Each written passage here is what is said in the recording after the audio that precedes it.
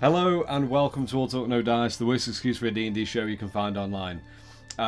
Before we get started on this episode, with it being episode 69, nice. Of the Clutches of Valdur, then I want to give everyone a little treat and a little funsies item. So, can everyone roll a percentile for me? And I will ask Aaron and Tara, can you roll a second time after for Finn or Theron? Just say who you're rolling for. Okay. But I'll do mine first. Okay, go for it. 38 for me. 38. Okay, so Aaron, make a quick note of this. Yeah. So you get a glass phallus used by lady wizards and royalty, fragile if dropped, and supposedly made by a love god. So you basically get a glass dildo. Fuck yeah. That's 75 for myself. 75. Okay. Used by lazy wizards. Lady wizards. 75. And lazy wizards. Yeah. 75. You, Gerald, you get a lesser charming blade +1. Hey.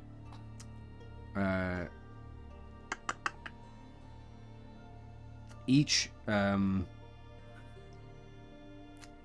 enemy that you slay with the blade provides the wielder with +1 charisma for 1 turn. Interesting. I mean, that seems useful, unlike a glass dildo. Oh, no, if you want to fuck someone up. Okay, Tara. I rolled 32. 32. Okay. 32. You get a great green stone phallus. Makes all sexual unions in the room have the most fertile outcome. Okay, Stay I'll out of the room. The Finn. Yeah, just the room. He gets 78. 78. Finn, and I'm pretty sure Finn will should make a note of this when he watches this. Finn gets the Kiss of the Goddess +2 mace. On a natural 19 or 20 hit, the victim has to make a save or changes the gender to female if not already. All wounds resemble a bloody kiss.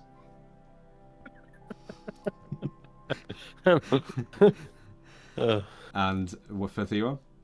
For Theron, which is very typical, I thought it landed on 87. It didn't. It's actually 69. Nice. Nice. Nice. Yeah. Let's see, 69. Theron gets a crystal ball that shows visions of strangers having sex an hour a day. Oh. So, now that That's something you everyone... need to ponder in the orb, isn't it, really? Yes, it really is. But now that everyone has had their wish fulfilled and been given a happy little item, we'll get into it. So, from last we left off, the Companions of Fate finally got a hold over Girolf and ventured far east back towards Goldrone, the small fishing and smithing village that was home to your frozen and lifeless ally, Rayloff. And as you made it there, after Randall took enough abuse, you all realised it was a ghost town, until Aaron took to the sky to find the entire village littered with bodies in various states of murder. Tara, Aaron, and Theron headed to the hag's store in hopes to catch her off guard and unaware, only for Theron to strike a conversation with her that ended a little too soon. During that time, Finn and Gerald headed to the Brown Barnacle to find all of the Pladrine dead, with Bob barely hanging on until Gerald got there to heal him, and dove into his mind to learn a frightening revelation. After making sure that your beholder chef Seabiscuit was okay and safe, and Finn trying and failing to claim Gerald's bed as his own, you both met Aaron atop the main deck of the ship and watched in awe at the Owlin Pledrine staring contest. As that showdown commenced, Tara and Theron headed to Pop-Pop's home to find him hunched over the 2 lifeless bodies of his wife Hilda and his youngest grandson Rory. Soon after he laid waste to Leech through a flurry of headbutts to release this rage within, Tara, you found a message that had been left for you. An overturned Stetson covering the cold, dead form of Mogwai, your owlbear cub lying above a small cigar and a completely manufactured bullet. After your own fiery outburst, Pop Pop caught you in his embrace to calm you down and to help both of you move forward to vengeance. All the while, Theron began to learn the hard way of how not to smoke a pipe. Finn, Aaron, and Gerald headed away from the ship, leaving a colossal arcane dragon circling the perimeter, finding Theron outside of the small scrapwood home, caught in the aftermath of anger, denial, and finally acceptance. Talks turned to the hag, leaving Theron to easily nudge Finn to go and speak with her. Now, after a concise conversation and dissection of Finn's character, a deal was struck in which, once Finn's life leaves him, his eternity is to become the hag herself and continue her legacy of myths of old. He gained a lot of insight as to who attacked Guldrone and what your magical capsule was, Aaron. Heading back with a very curious Owlin, a voice crept into Finn's head, demanding to show your friend the legacy, only for his form to be contorted, forcing his hands up to his chest to pull his shawl to the side and reveal the tear in the centre of his garbs and a slight indent in his chest for where his heart used to be. And you hear Finn, just as he's being forced to hold his garbs open, "This wasn't part of the deal." And this is where we pick it up. So, Aaron, as you see Finn is just stuck there and you hear him mutter those words and he's just looking down.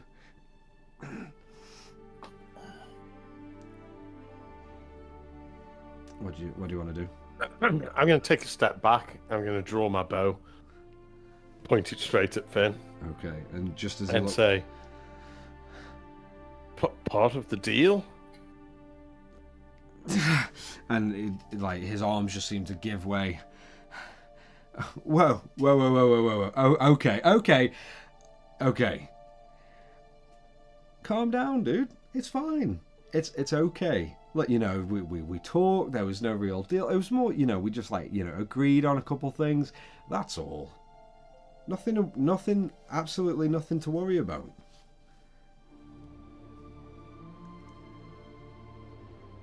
Aaron, it's okay. It's me. Okay, I'm going to drop my bow. Whew.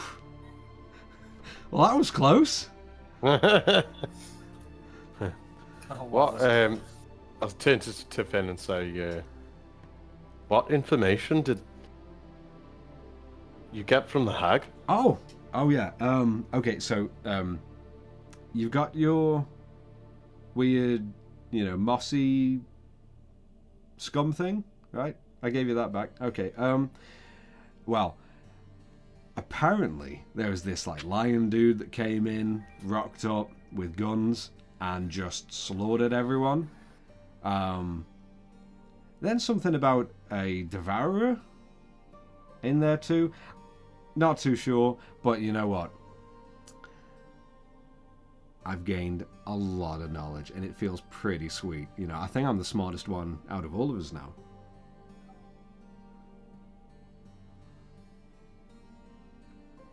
Okay. We'd better go tell the others. Yeah, okay, I'm going to show them my 6 scars. Scars? Well, How did you get those scars? I mean, just when I was younger, just, how kids play and you end up, stabbing each other a little bit.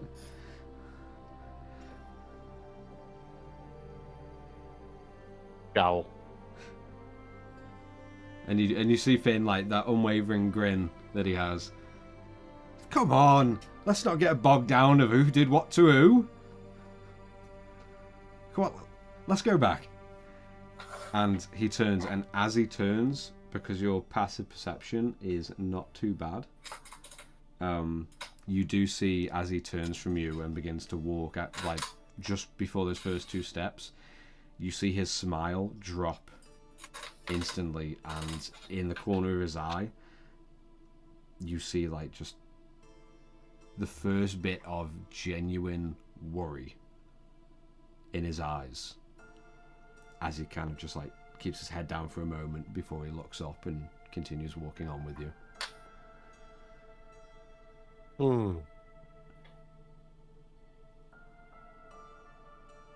I'm gonna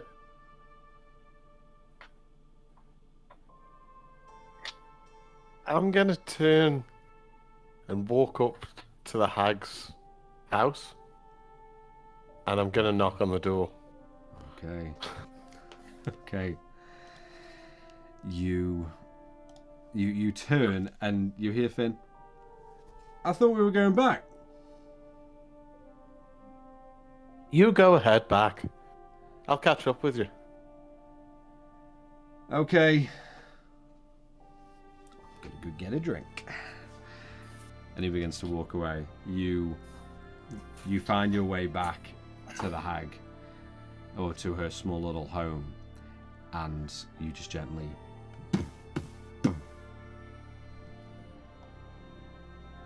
and the door ever so gently just swings open slowly, and you see this candle-lit interior with that immensely tall and long hag sitting there just behind a small writing desk, or a small makeshift little table, in this small chair that she towers over. And her eyes are just locked on you through the ropes of matted hair.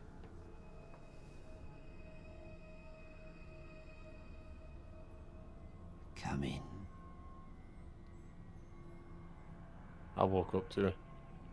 As you do, the door just... You look behind you. You don't hear a sound. You just see the door is already closed. But the door does stay there.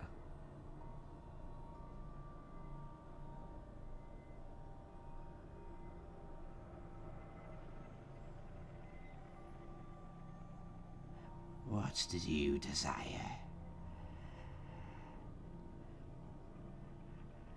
I'm able to make things, dreams, wants, reality. Spare me your evil hag. I wish to make a trade with you.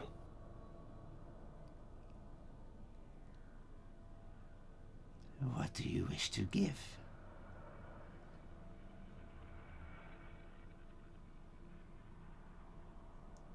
I'm gonna reach into my pocket, or my feathers, Yeah. and I'm gonna pull out a glass palace.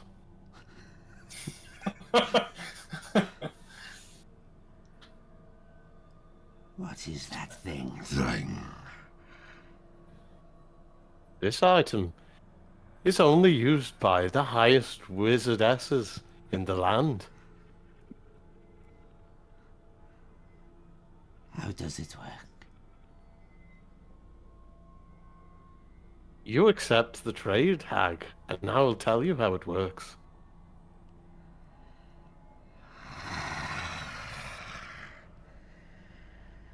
And you just hear that weird, like, stretch and that exhale from her of almost pleasure for this offer of seemingly an open trade. And just at that stretch, you see her head. What do you want?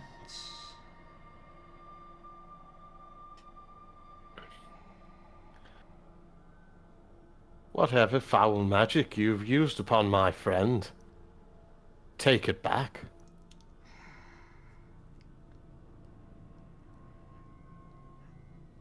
I am your friend. And your friend is murdered.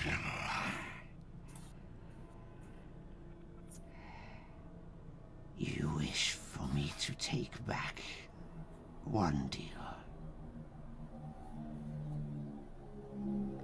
Then you need to be willing to satisfy what I want.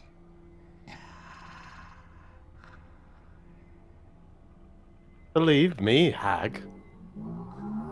You'll get all the satisfaction you want from this. Roll a persuasion check with advantage. Oh my god. If it works. Oh, yeah. Persuasion, did you say? Persuasion. Oh, I have -2 on persuasion, but still, that's 16. Okay. Very good.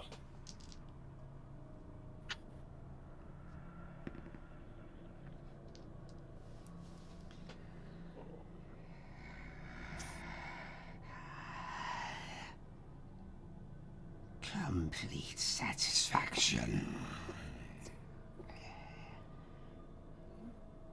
Do your words hold promises? As you just see a big eye staring at the glass dick in your hands.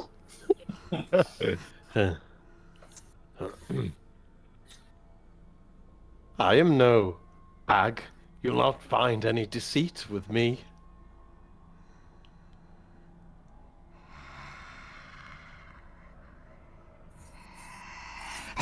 And you just see her face just jolt into yours, and you find your eyes, your beak touching her nose. Gross. Yeah. Very moist. Bet she reeks as well. Yeah, the initial smell is just that that Old damp. old mildew and Oh, yo. very very stale piss. And she just almost crawls up to you and just leans over the small table and just touches nose to beak. And she just looks like she's peering into your soul through your big owl eyes.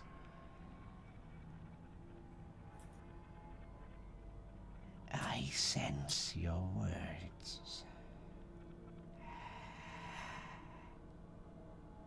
And your words hold true.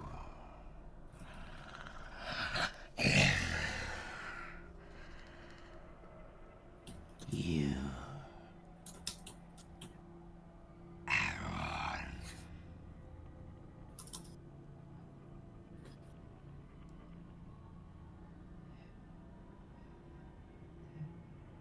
From a home not long forgotten. This is your monument.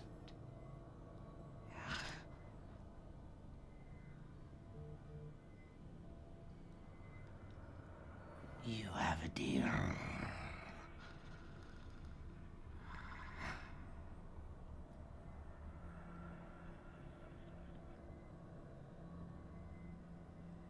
Place it on the table.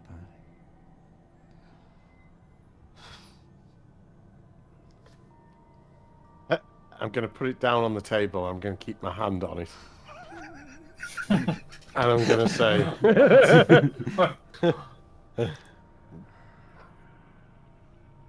How do I know you're not going to twist this deal, hag? A deal with me is a deal for life. You have been so brave to come and barter for your friend. I shall give you what you grant. Your friend will no longer be mine.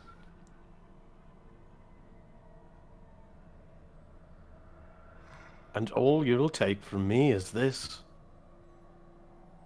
And this alone. And you see her eyes just look down. You notice some drool just from her chin, and then looks back up at you. Yes.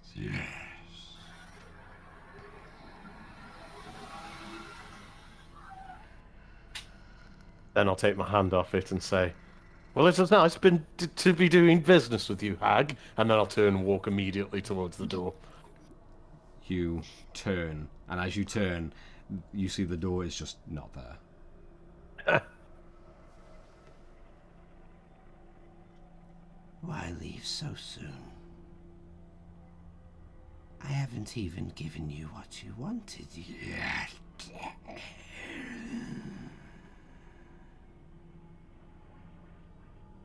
Turn around.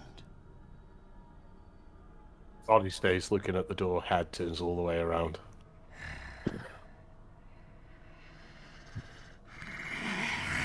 And her long arm stretches almost impossibly so across the room while she stays sitting. And this hand just grows big enough to grasp your entire chest. And just begins to drag you back to her and to her table. And the arm continues, and all you hear is your talons just scrape across the hardwood floor before she kind of just turns your body, and your head kind of like snaps back, and then like has to look back at her in line with your body, and she's just staring at you. What a wonderful trade.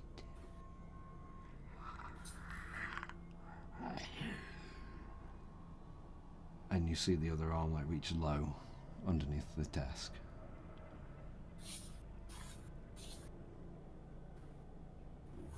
I'm going to give you your friend. And you see the one hand just let go of you and shrink. Shrink down a lot smaller than it once was before. And you just feel it caress your feathers on your chest. And comes up to your neck and then slowly drifts down your chest. And you just hear this muttered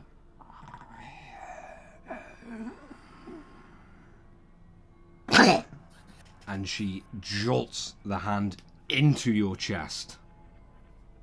And you instantly feel just boom, like a burst of heat and flashing white in your eyes as you look down and the hand is wrist deep in your chest. And you feel this like circling motion, this rotation inside, almost pushing a little bit of your breastplate like outwards. Can I cast a spell? You can try.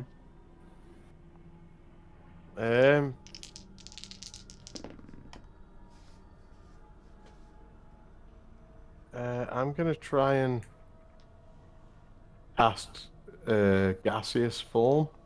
Okay. As you... No, I can't. It's verbal and somatic. If she's holding me, I can't move my hands, You can I? can move your arms, yeah. Okay, in that case, I'll try and cast that. Okay. As you concentrate and you speak the incantation and you curl your arms around,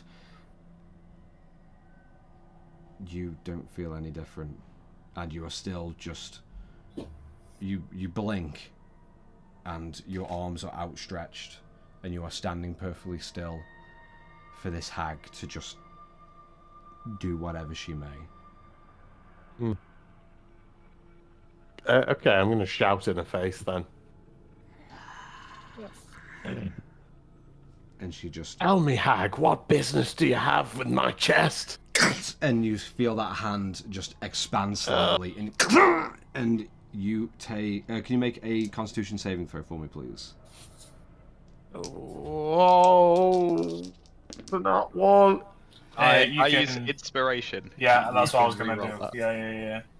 Yeah. Okay, so that's Gerald's inspiration point. Yes. Reroll it, Aaron. Oh, That's what's on it. Nice! Awesome. yes. Awesome. What a roll. Okay, so you are... You know what? I'm just. Can I, DM? Would you allow me to transfer my inspiration point back to Gerald? No. Okay. But maybe save it for later. And, Okay, I'll and save pay, it for him. Pay it Yeah. forward. So Yeah. you're only going to take half damage. Okay. So the total damage. The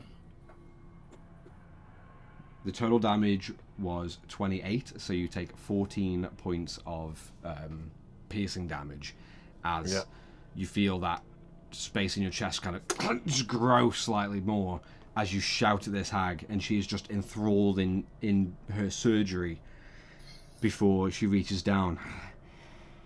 A deal's a deal. I'll give your friend what he wants back. And you just feel this like squish and this fullness in your chest as she seems to just shove what you see is just another just slowly undulating heart inside your chest.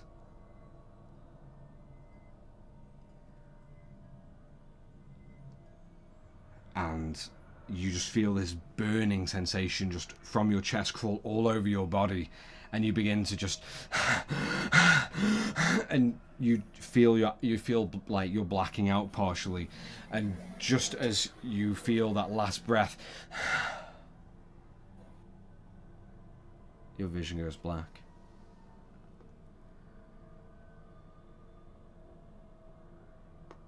And you hear a slight whisper in your ear. There you go. You have what you wanted.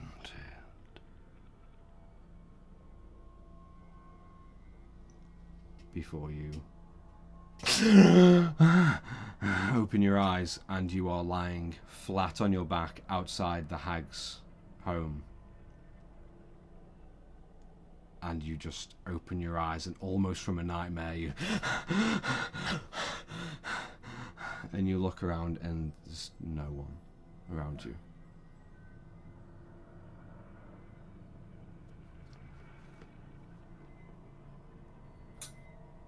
I'm gonna quickly scramble to my feet, and jump up and fucking fly back to Pop Pop's house. Yeah. Okay, you quickly get up, look around, and launch up and coast away quickly to Pop Pop's. Just before you get there, for the rest of you, as you're inside, you hear Theron as he's like kind of at the door still, just like finally learning how to use a pipe properly.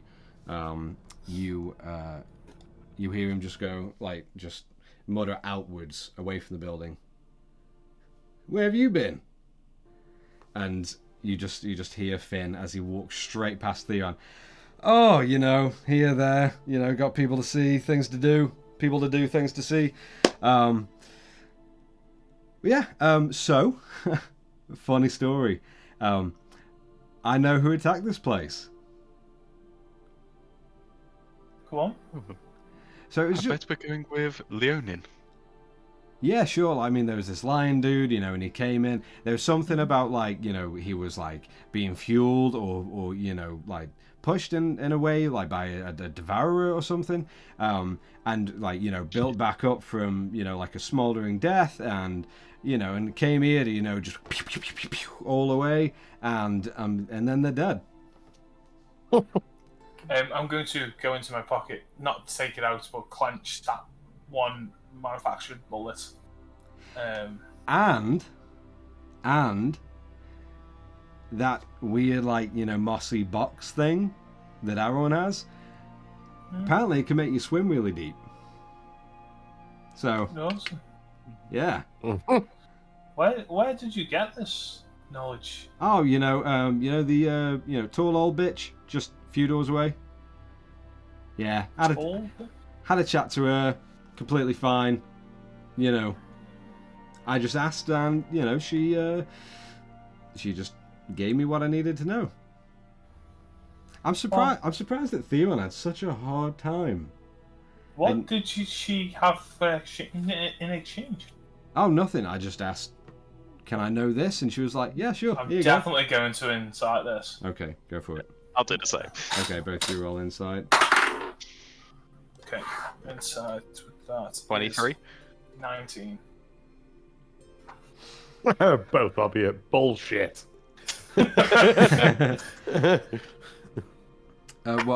Gerald, what did you get? 23. And I got 19. both of you sense that, albeit Finn is like choosing his words carefully, he is being completely honest. There is not a single lie or deceit in his voice. Impressive. If you would be like the first person to ever have free knowledge from. Well, why you would think this come on, look at me. I mean, what the stories portray? I was in space. Oh yeah, but Okay. you fell from space. Yeah, but I was still in there.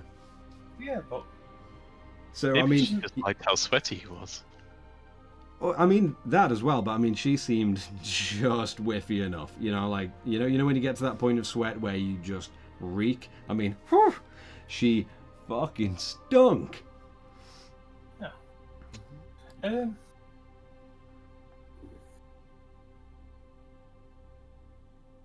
Could take his win. Yeah, yeah. Yeah. I had a feeling that it could have been from Duke actually. I'll pull out the cigar that was left in the unlock line. This was left in my little boy. I'll stroke him while he's obviously on the ground. And I'll pull out his old nip that he'd given me. And I'll look next to them, similar, like obviously at the same time. Did they look very similar, or did they look like they might have been? Roll an investigation check for me, please. I'll say with advantage because you have that current cigar stub. I definitely needed that. My lowest one was a 1. Investigation is a non-natural 20. Okay. You look at the stub, and you look at the full cigar, which bear in mind it's only a little short cigar and about I'd say half an inch thick. So not a big cigar at all. No. Exactly the same. You smell them, same smell. The only extra smell you get on the stub is that sort of like old burned tobacco smell, but the other one is fresh and Quite fresh. smells exactly the same without the burnt undertones. So that was the reason why I think. Also, he left his hat. Well, that was the thing I destroyed in rage. I would have shown you, but he's I'm basically gonna kill him. But with this, and then I'm gonna pull out the bullet. Just after one big glug. Ugh. Terry, you know that he didn't just leave his hat. That was a message for you. To say that he did it, yeah. So we're going to kill him. With this bullet.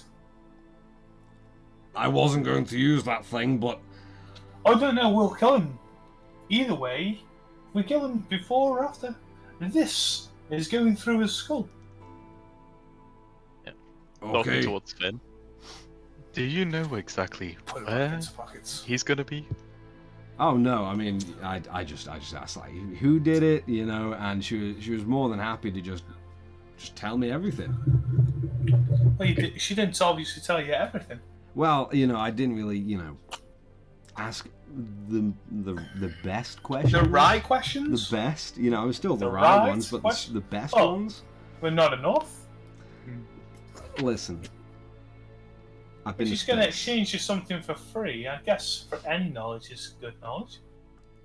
Yeah. But you asked not enough questions. I still got more answers than you, though. Well, I still know who the same person is. Wait, sorry, who's the best? Oh yeah, that's right. Not Finn. Finn. Is it? I still have the same amount of knowledge as you. I can surmise from what we have. And what extra input have you gained? Well, you know, I know who did it. Yeah, and, that's how and who I know. who, you know, and who they're working with. I mean, so I pretty much like solved it all. I You don't forgot think so. about the box as well, Tara. Don't take And away the your- box, yeah. Don't. Ah! Oh, yeah, sorry. And you you're see Finn just like clutch his chest and like double over for a second and fall onto his knees. That's you. I'd like to go and just try and like help them. And you go to help, and Gerald, as you kind of hook under his arm, you look like at the front of his garbs where there's like a circle torn out that's barely visible to you.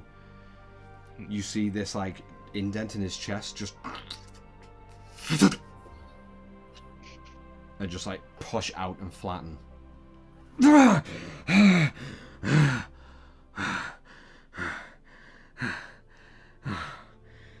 Fuck. Okay. Do you have some space parasites that we just don't know about here? Oh yeah, Is it spacey things? yeah. It's probably the shrooms, honestly. Oh, not great on the way down, not too great on the way up. Oh fuck. Your entire chest just popped.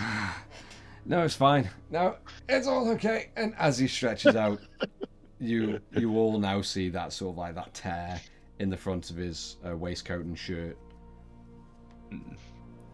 I don't remember seeing that.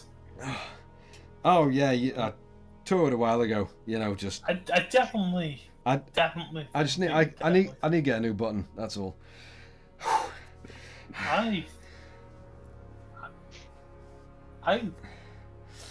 I think you're wrong. And but okay. just at Do that you want point, me to try to fix it? no, it's a. I actually know what. Are you Yeah, go on. Yeah, give me a new button. I'll well, not a new button. I'm going to try and mend the materials. The breeze against my nips is a little bit too much, so yeah. rock it out. Try to And mend it. yeah, and just as you start mending, all of you hear just outside, and Still mending. I'll turn my face. and Aaron, you see Theron like looking quizzically inside the home, and you see Tara like going over to Finn just after like Gerald's helped him stand up, and goes to his shirt and waistcoat and begins to cast some magic. I'm gonna barge straight past Theron. I'm gonna shove the door open. Fuck? I'm gonna storm straight into the building. I'm gonna gently try and push Tara to one side. I'm gonna lift Finn from his torn garbs up to my height. Okay, all right. So, Tara, as you're like just carefully mending, your spell just gets like cut out as you are gently nudged to the side. As you see Aaron towering over, leaning down, just grabbing Finn by where the tear is, and just hoists him up. And you see Finn kind of like up to his tippy toes, just barely off the ground, as you are holding him up to eye level with you, Aaron, just with both hands. One hand. Yeah, I really want to show off here. Yeah. One hand. roll a strength check for me. Okay. Just so I can see how good that one-handed action is. 18 plus. 2? No. Yeah. 2. So 20. Nice. Okay. Yeah. You easily show off as you just pull him up, and he's like a solid 6 inches off the ground as you're holding him to eye level, and he's just. Hey, you okay? How did it go? You have a good walk? Ben, never make a deal with a hag again. And then I'm going to throw him onto the floor. And you just see Finn. You just go, I did not! And he gets slammed to the ground, and you all hear.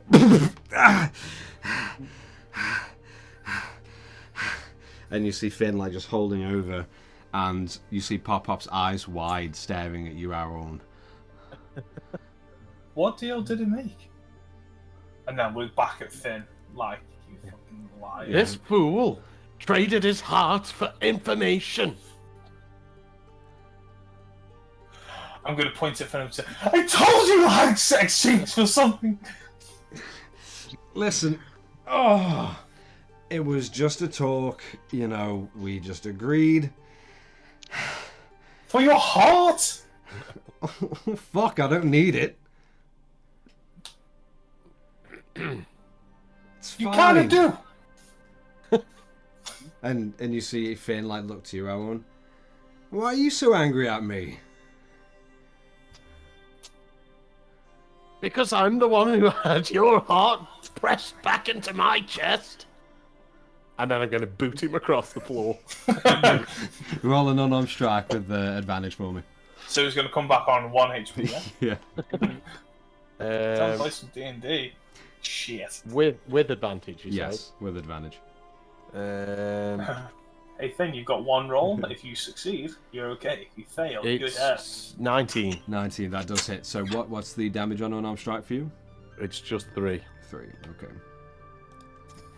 You just hear Finn as he just shuffles across a little bit as you just wing your huge owling talon foot right into his stomach, and he just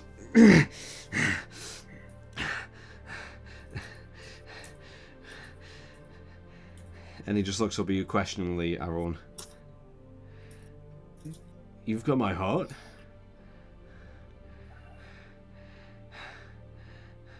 Well, I think so.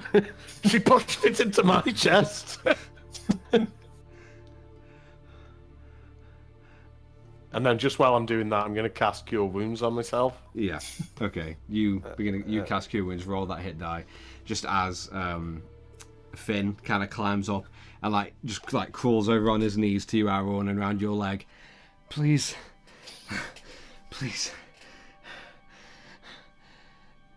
Let me hear our hearts beat together. as he continues to slightly crawl up your leg. How do I cast this on myself? I rolled a 16. Do I add spell modifier or spell you just attack? roll You just 1d plus your you just roll the hit spell dice. casting things. So if you're charisma base, it's charisma. Yeah. So you just That modifier. yeah. When you do it to yourself, and as Yeah. well as other people, you don't need to roll any kind of thing to do it.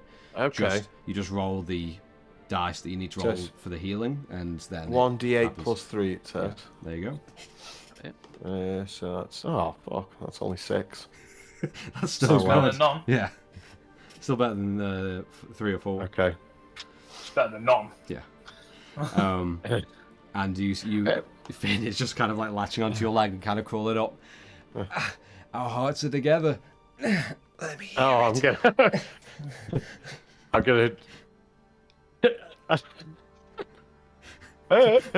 gonna pick him off, but this time I'm not trying to do damage to him. I'm just trying to get him off my leg. You're just pushing him in his chest and stomach. No, our hearts are one. And he just falls back. And I'm gonna sort of look around at everyone in the room with my turny head. Yeah. And sort of say, "Can one of you put his heart back into him?" And you hear Pop. I can give you a drink. Yes. And he holds it over to you as you lean down and grab it and just start chugging. And you see Finn. Pretend I Loads of understand what all of this Yeah. means. Loads of spill because I've got a weird beak. If you've got Finn's heart, how is Finn alive? And you just see Finn on the ground, just as he's crawled back to where Pop is sitting up against, and he just holds his arm. I went to space. Can I hook up any kind of rock on the floor? There's Throw it in Finn's- no rocks. You find a small book. Awesome, picking up food, throwing it. Yeah, you just. Fuck. No, serious. I'm gonna cast Goodberry. And I'm gonna throw a handful of berries at Finn. Yeah, you just launch them at him. I Thanks. didn't get my chest opened by a hag to watch you die. That was a bit Scottish then. Yeah. And, Throw them at and him. you launch him, and they just like pallets as he just picks them up. Okay, thanks. So, And he eats a do you couple. trade your heart for his? No, I traded this glass thing that I found in somewhere in the floor. I'll say as well, any of those happy items that you Yeah, get. okay. They just appear in your bag. Yeah. Awesome. Okay. I found this thing in my bag. It wasn't mine.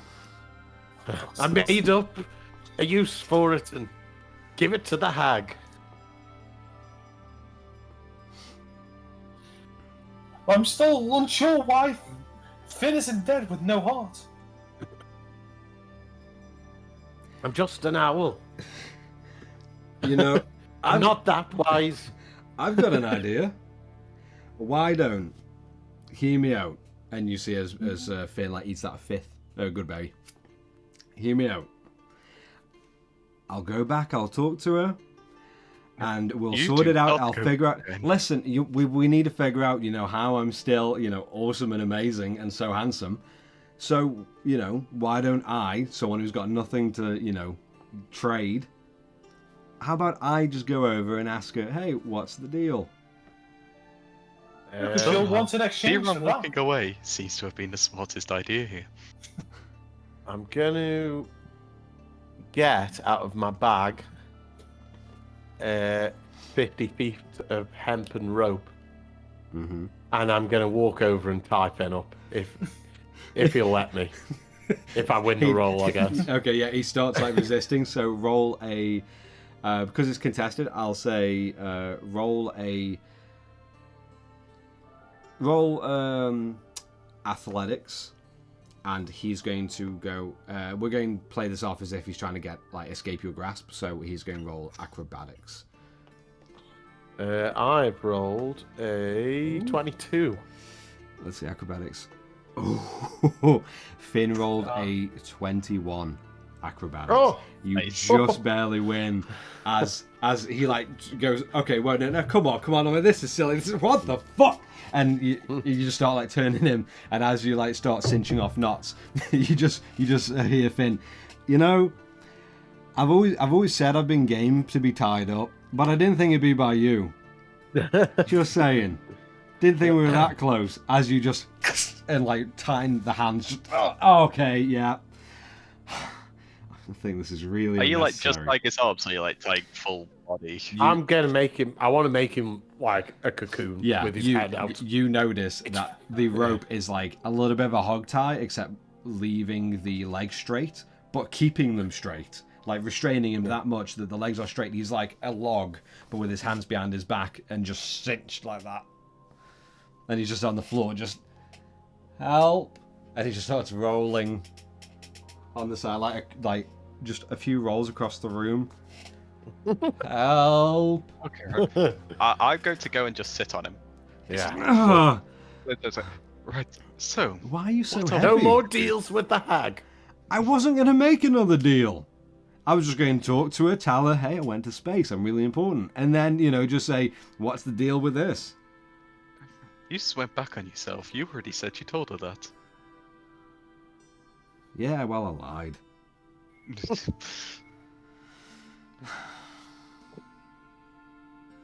what direction do you guys want to head? Well, we need to figure out why I'm still alive. That's, a good point. Like to grab some. What have I got? I'm going to grab just a random shirt that I've got in my bag and just try and shove it in his mouth. Yes. Okay. Yeah. You just hear Finn, because that's the most logical thing. You know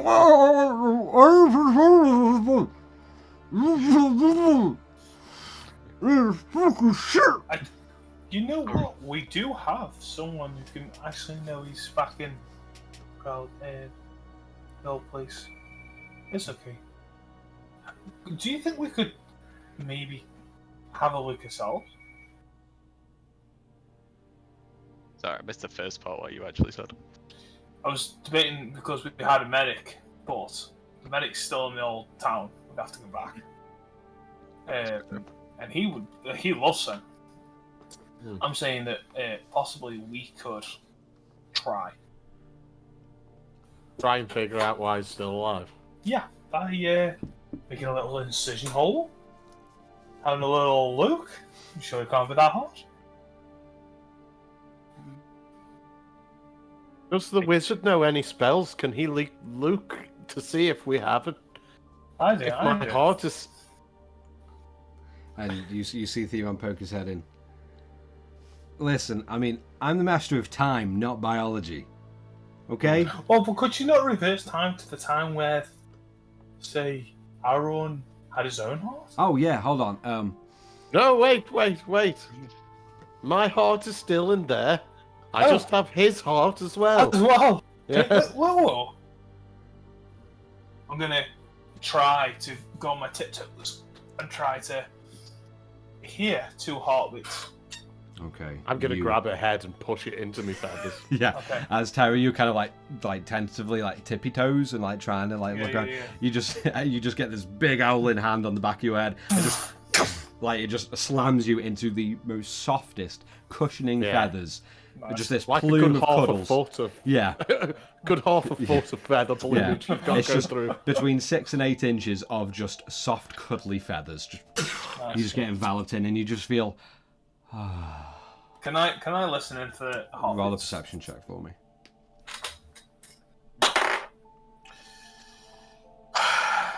Too many feathers. I rolled a natural 1. Oh, I'm gonna take it, Jesus. You know what?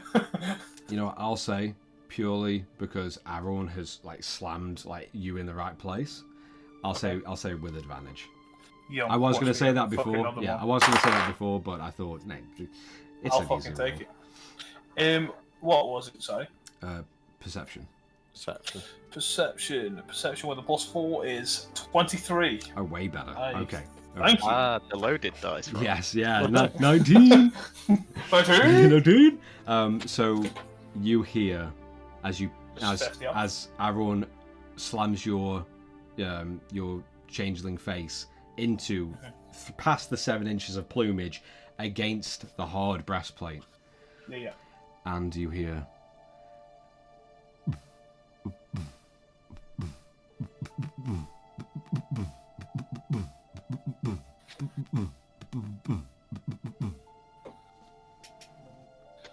I'm gonna try to push him away from his chest.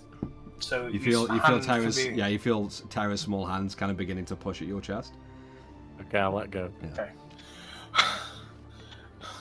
I know where I'm sleeping.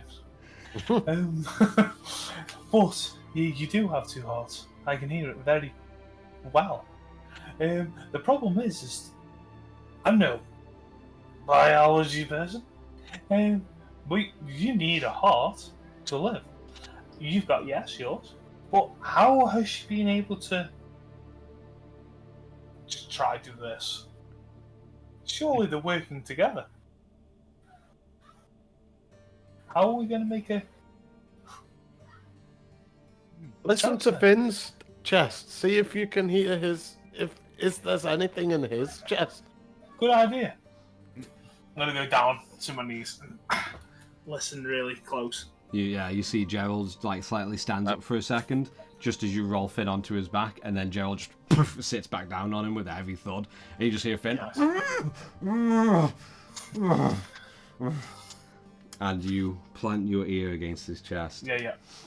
Roll a perception check, this time with disadvantage. Okay. Purely That because- one I rolled a 19. Nice. So now for the natural one. 19. Close. That is a 10. 10. Okay, 10 is too bad since you're right up against his chest. All you hear is a very faint.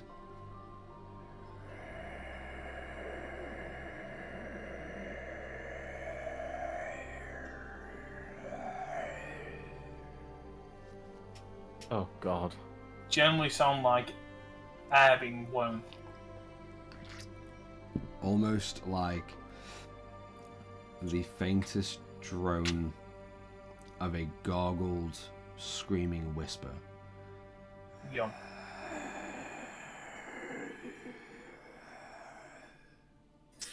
That's all you hear from his chest. Okay. I can't hear a beat. Oh, I'm gonna start pacing. Yeah. Yeah. And you see Pop They're Pop. good. Does anyone need another drink? Yes. I think. Before he can finish his sentence. So, Do you feel stronger, Aaron? No. No. I feel his pathetic weakness inside me. And you just see one of Finn's hands just. I'm gonna pour some of the drink on his face. Just nearly waterboarding him. You just see the booze just away from his nose. does this mean your lives are now linked? If you die, you both die?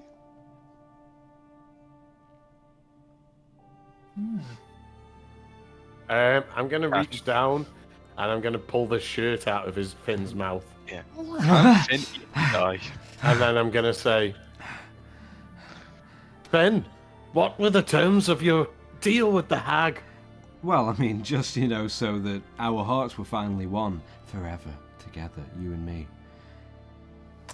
Stuff the shirt Can back in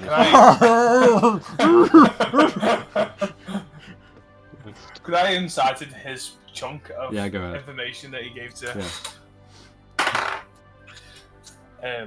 That is a insight 19. He was just taking the piss. Yeah, I Yeah. fucking I'd thought like so. to use detect thoughts, and then I'm not even going to bother reading surface. I'd like to just delve into Finn's mind for it. Okay, alright. Looking for the So details. he is resisting. 16 DC wisdom, wasn't it? Save. No, wisdom, save. That is a natural 18. So yeah, he saves it. Sure. He can. Can you still get Fucking surface Do you wanna- thoughts? Do you wanna? Yeah, because I'll get the surface thoughts just before I delve in, but then I've just gone straight for it. Okay. Can I use my inspiration to make that better? You can use your inspiration for Finn to Yeah. reroll. Yeah. Okay, so mark that off. 4. Yes. Yeah.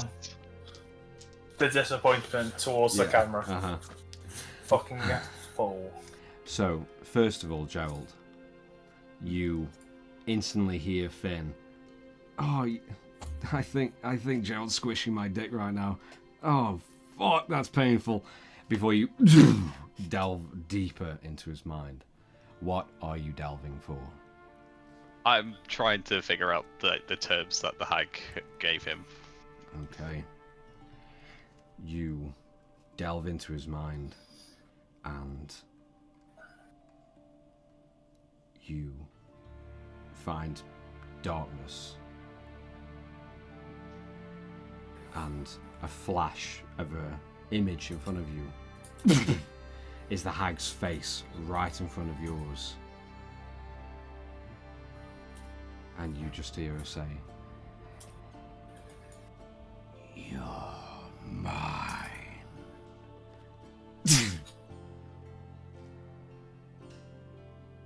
And then another image.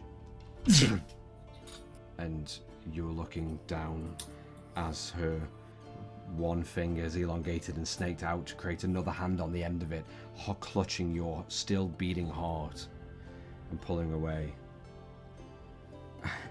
So,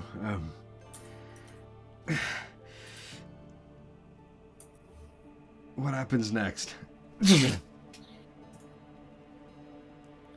And the final image.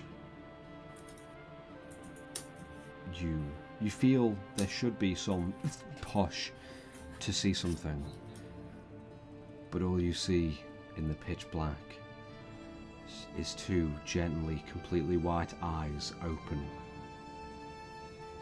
and a big, colossal, grinning, toothy maw just appear far, far away from you. And you hear, He is mine. He will be me.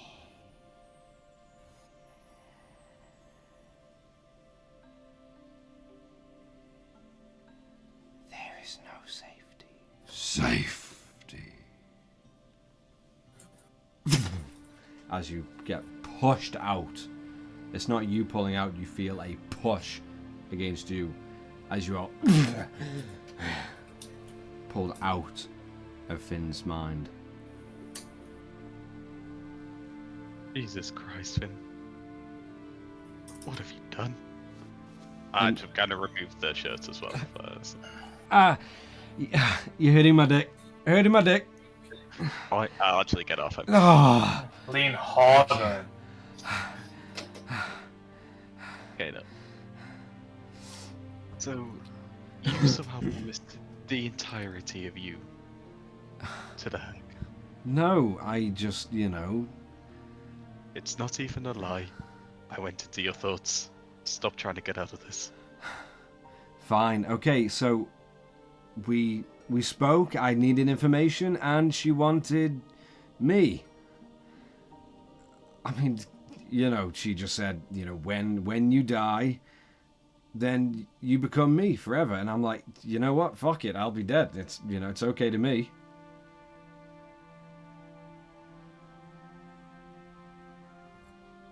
Aaron, how there good are some friends? things worse than death. This could be one of them. I mean, come on, though. Being able to, coerce people and, get good things from them and take things from them. I mean, she might seem like she's got a sweet deal. So it couldn't be a terrible eternity. Aaron, are you sure you're friends with Finn? And you just just see Finn turn his head to you. They just give you that big puppy dog eye with the quivering lower lip. Finn's the only person I know since I left my hometown. And we went to space together. Space. I wouldn't say friend, he's more like family. You don't have to like your family. See? Wait, hold on. I like you. And I'm going to threaten him with the shirt. I look at him I'm going to stuff this back in your mouth if you don't shut up. And you just see him.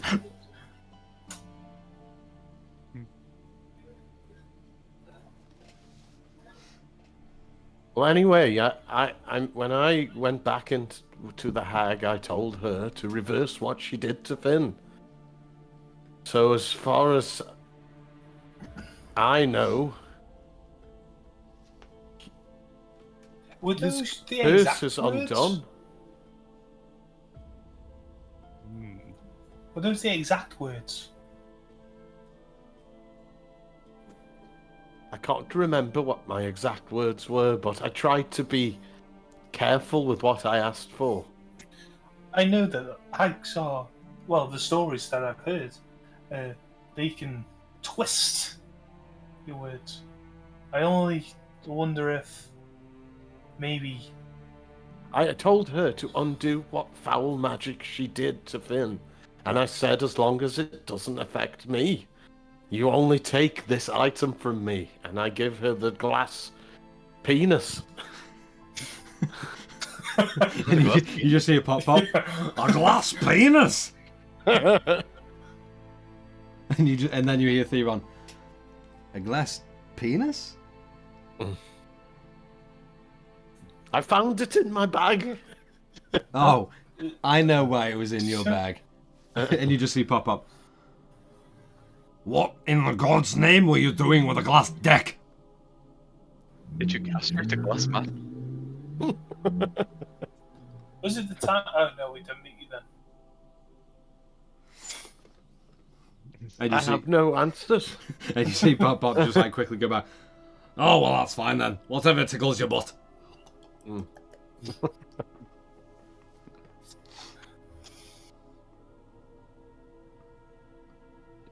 Anyway, we were off topic. Either way, we figured out the hag has screwed you both over. In some ways. Well, I mean, if you think about it, Aaron, I mean, I kind of did you a favour. I mean, come on, you've got 2 hearts. That's like 2 lives, right? I'm going to interrupt him and stuff the shirt back. Fucking shit. The hag is not letting you go anytime soon. The thing is, though, Finn, you've got no heart. Huh? Maybe we should see Dr. Clearwater or whatever his name was. Well, Finn, it looks like it's either going to be him or it's going to be us. We don't want our own die. And I don't want to die. Exactly.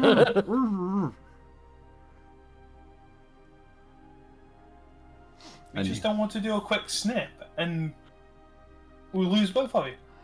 Why don't I just go talk to her? You know, and then if she gets on the wrong side of me, I can just, you know, just bury an axe into her face. Well, maybe there's one option we haven't considered. Go on.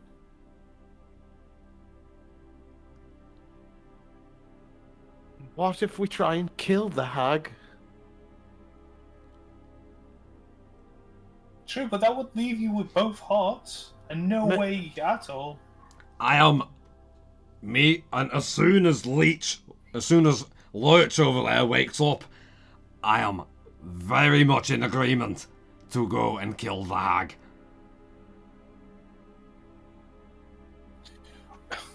I only know from Chances stories. against the hag. She sounds weird. I only know from stories, but isn't she quite good at things? Maybe a little bit, but she can't do fuck all without a head. But true, but it's getting to the head. It's right, the hags are very powerful. Are we really in our element to really try on a hag? Well, I mean, come on, have you looked outside? Who's going to stop us? I mean, Or who can help the us? only survivor sorta tells a lot. I still think I could kill her. She was able to apprehend me. And I couldn't even move or cast any of my magic. Well, that takes me out the fight. That takes a lot of us out of the fight. Still doesn't take me out of it. Oh no, well that means that we're going to be hitting things with sticks and your hammer. I have axes.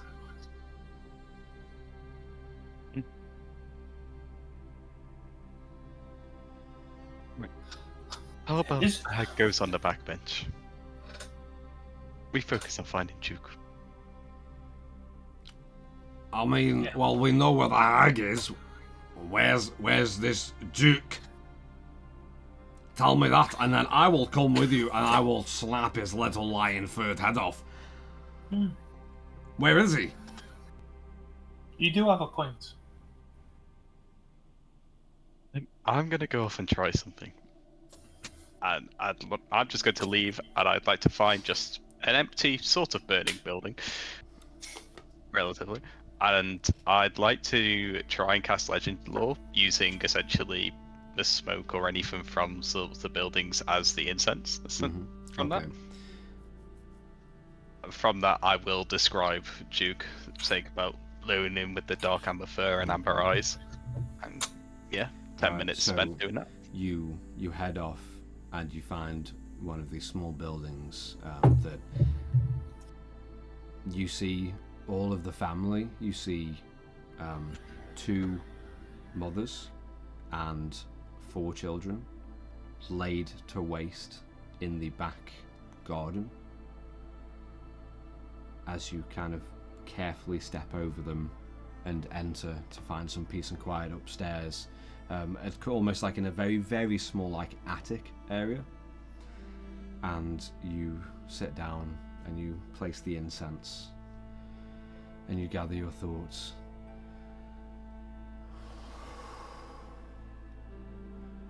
And you feel the gentle light of the day poking through the small, like, circular window of the attic against your chest and your front. As you begin to embrace that arcane and you begin to cast Legend Lore and you describe the Leonin of Duke Ballantyne.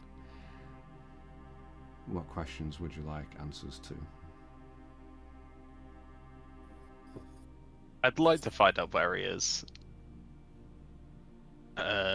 Yeah, that's going to be my main thing, is to essentially find out where he is, any plans, or sort of what numbers of armies he has, will be like my main thoughts, so that I'll go for it. Okay. So, for the first question, you begin to be funneled with this knowledge of scenes of Duke in a snowy covered landscape with one large, colossal, singular mountain that stands alone in his view. And the direction you get from you is southeastward of you. Second question.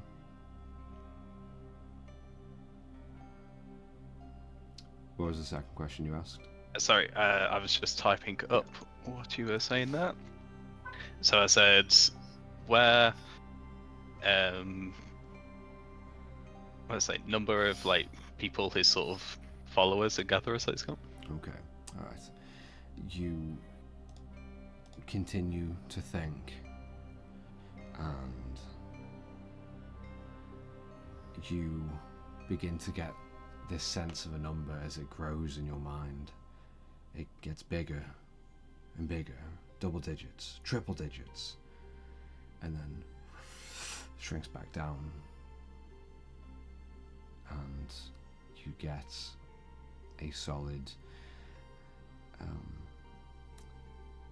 18 for followers.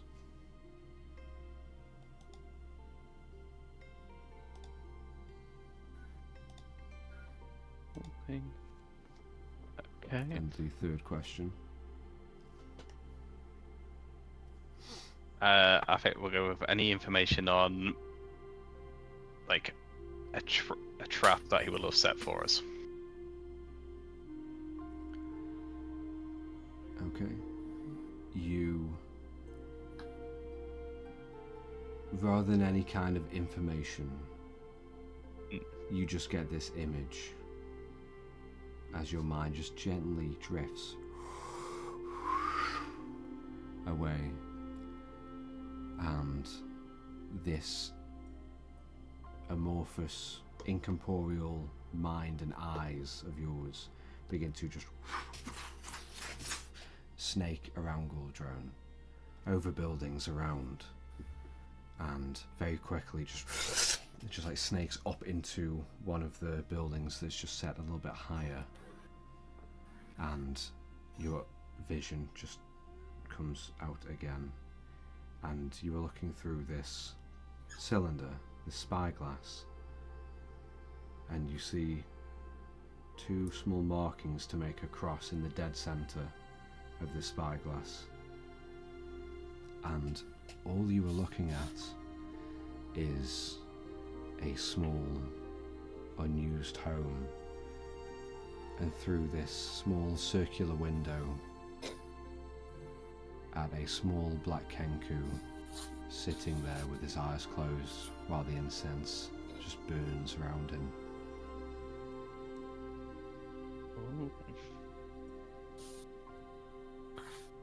From that, I'd like to get up and move. As soon as you open your eyes and you go to get up, everyone hears, just a little in the distance, I'm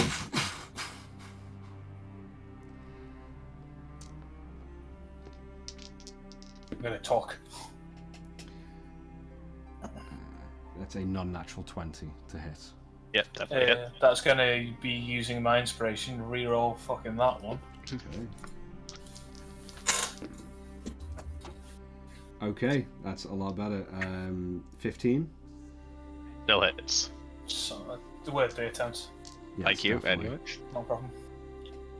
Gerald. You straight away, as you stand up and you look out the window for a moment before that sounds off, and you look confusedly for a millisecond before you feel as like this huge punch into your chest. You take 22 points of piercing damage. Fuck. As you look down and you see this thick 1-inch diameter hole in your chest just gushing. And just after that explosion, as all of you perk your ears up, Terry, you duck, and you hear pop. What the fuck is that? As he goes to grab an axe and ready himself, and all of you just either wondering what it is or knowing exactly what has come for you. That is where we're going to take a quick break and come back.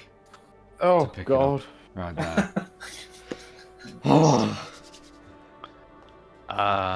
Lovely. Gerald, I have to say that legend lore, so cool. Thank you.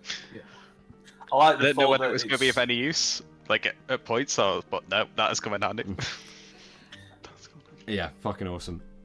So to everyone watching, I hope you've enjoyed it so far, or we do. Obviously, we got the fun, sexy 69 items at the start, and then it hasn't really been as sexually suggestive as I was hoping episode 69 to be. No. But I thought it was very smart on giving the high Yeah. fucking. oh, the glass dick. That was something else. Anyway, No, Maybe we'll get an after credit scene Yeah. of the hag going out herself. yeah, just like You never told her how to use it. No. no, you just She seemed to be drooling when I Yeah. gave it to her, so I think she knows. she knows exactly how it's going to go down. Anyway, we're going to take a quick break, go to the bathroom and get some snackies, so if you need to, please do the same, and we'll be back with you in just a short while.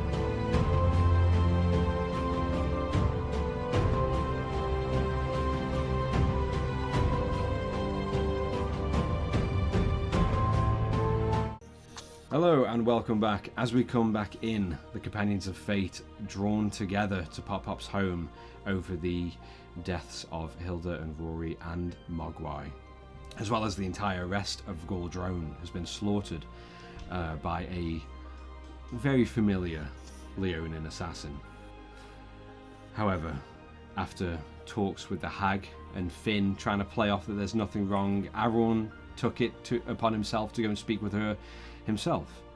And as you did, you ended up trading a glass dick for Finn's freedom. Although you didn't suspect what kind of consequences you would have for Finn's freedom. And as you came to realise that the hag was opening your chest up to smush Finn's still beating heart into your own, next to your heart, and sending you on your way, you got back to the rest of everyone, and furious with Finn, you cast him to the ground and demanded answers. And after a while, and a quick hog tie, and a gag, he finally told the truth, and he did pretty much sell his heart for the information that he gave you, which was the knowledge of the Leonin attacking Galdrone and Aaron's magic item.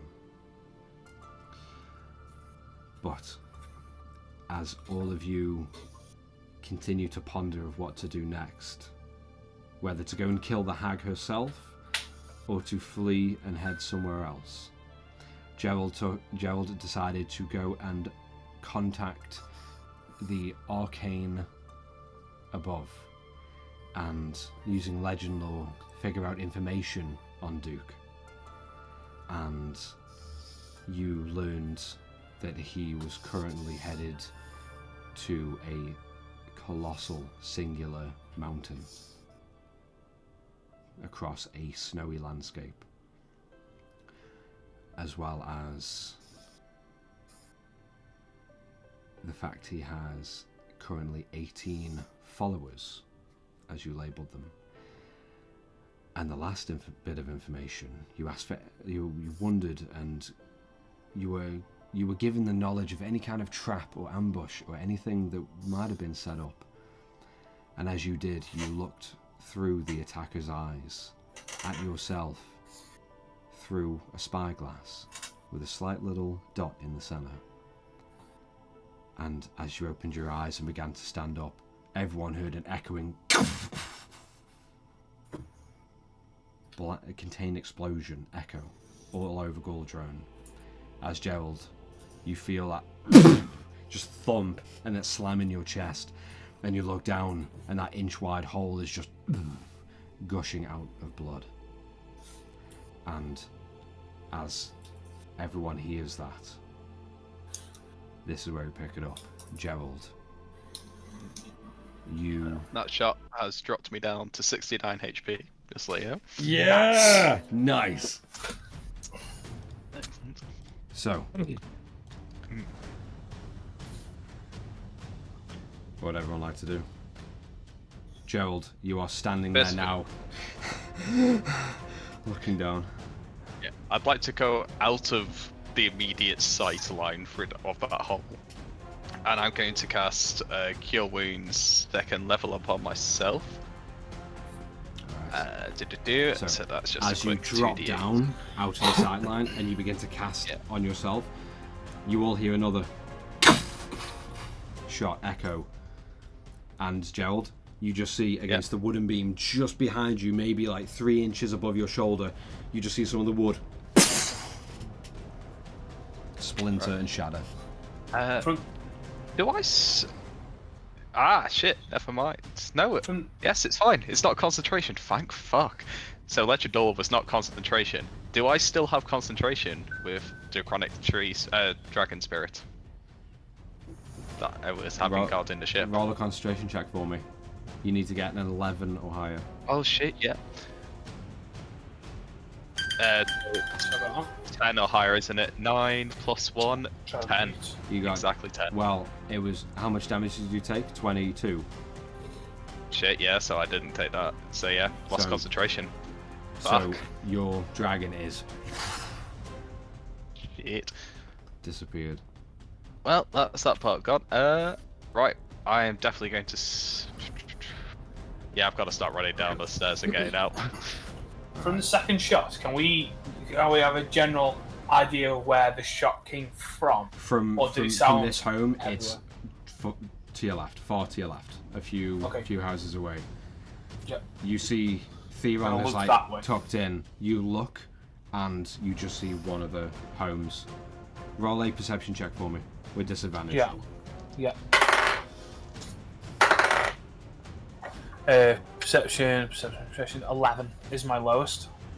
All right, 11.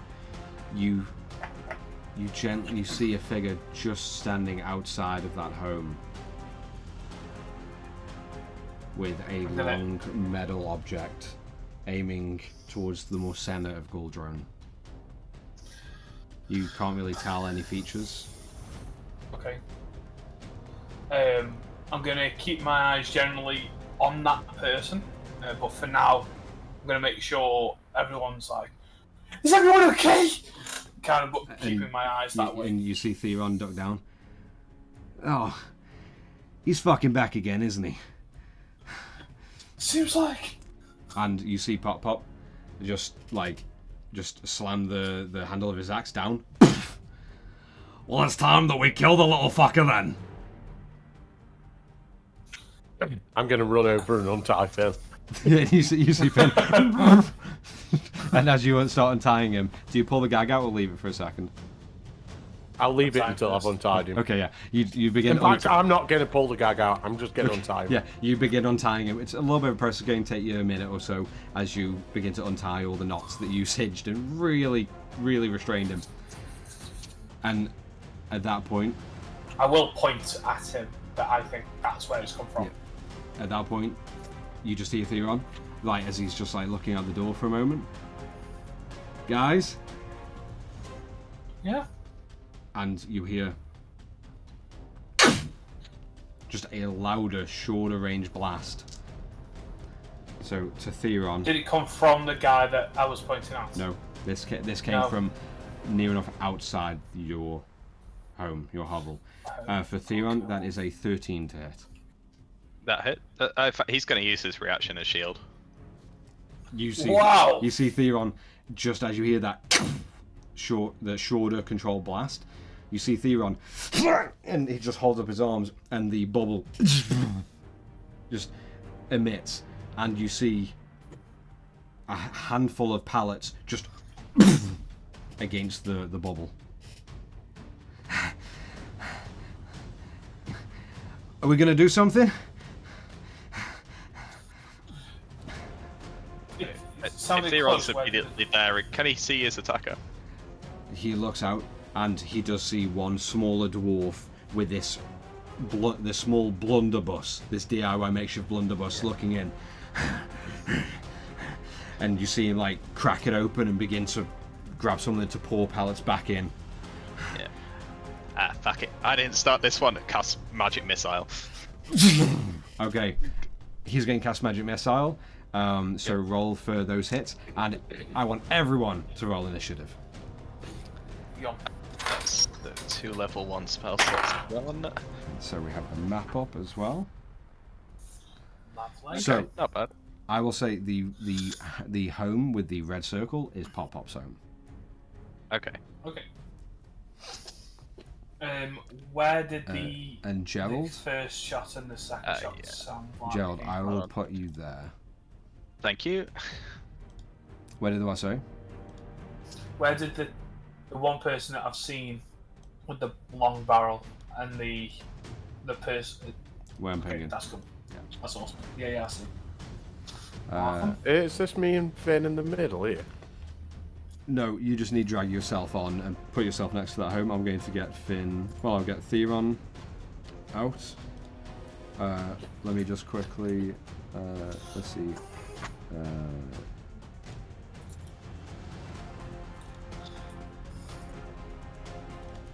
Let's see. I'm just trying to find. How do I change how you can control it? It represents character, right? Yeah. Yeah. Alright. Actually, no. I'll control by. Alright, so. Gerald, just see if you can move Theron for me. Yep. And can you move yourself still as well? Yes. Okay, cool. So I'll do the same for Finn.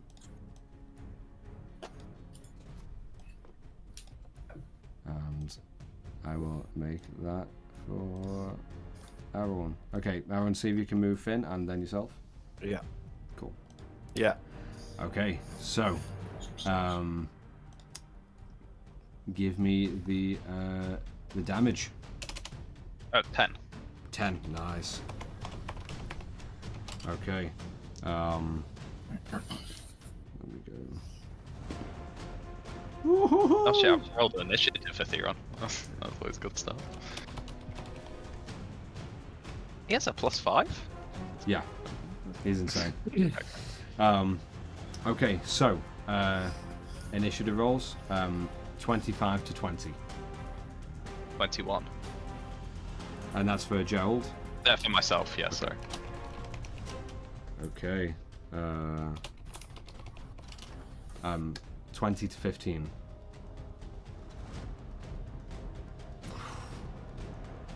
Not nice. 15 to 10. 12. Aaron got 10. Okay, so Tara. Theron also got 12. Okay, Tara, what's your dex mod? +2. Theron. +1. Okay, so Tara, Theron, Aaron, and then what did Finn get? 6. Fucking loser. Let me get Pop as well. Ooh, sexy. Can we know where about he is? Yes, he is after Gerald and before Tara. Yum. Thank you. You're welcome.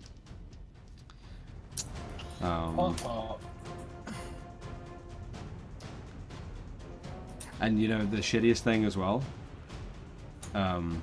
Right now, at least as you know, Braum is still unconscious, more or less passed out in the carriage. Yum. Okay. So there's 10 damage. I'll say to that guy. Okay, and all right. So top of the round, Gerald, you are up. What would you like to do? I am going to make my way down. I'm going to use tumble, sort of like barrel roll out of the door, smash it if it's open. If not, I'm just going to go through the doorway. Yeah. And then can I just? What's my immediate thing in front of me? As like tumble out, and very quietly, you just roll out, and you look right in front of you, and you see two heavily armored creatures that are carrying these weird, like metal long pipes with little flared bits at the end, and you see them wearing these huge, like metallic tanks on their back, and they are just like slowly walking past you. Oh, I use pyrotechnics on the flames of the gun. They're not within 5 foot of each other, are they? So No. I will just target this one here, and I would like to cause fireworks to spark up and around, just exploding everywhere around this guy. Okay, all right. Flames. Roll a d20 and add your spellcasting ability mod. Okay. It does also say on here, each creature within 10 foot of the target must succeed on a Constitution saving throw or be blinded. That is 24 for that spell. All right. The other guy's just 15 feet away. What was the roll though? F24. That one. Right. So you push your hands forward, and you just begin to see tons of fireworks just. And you hear one of those like small little the little firecrackers just, just right next to the end of this barrel, and as it just reaches up to the precipice of the top of the firecracker, you see the entire barrel catch flame, and you see the flame just like reaching forward and closer over this guy's shoulders and chest, and you just hear like a muffled and just as that flame like licks over the shoulders, and one more little firework just behind the back of his neck, catching both sides of the flame, it catches on that tank, and you just watch just an entire small explosion of flame and smoke, and all you hear is bits of humanoid just like splatter against the ground and just around you, and you instantly see that other one and like turn to you, but that guy is done. Nice. He's a bit toasted.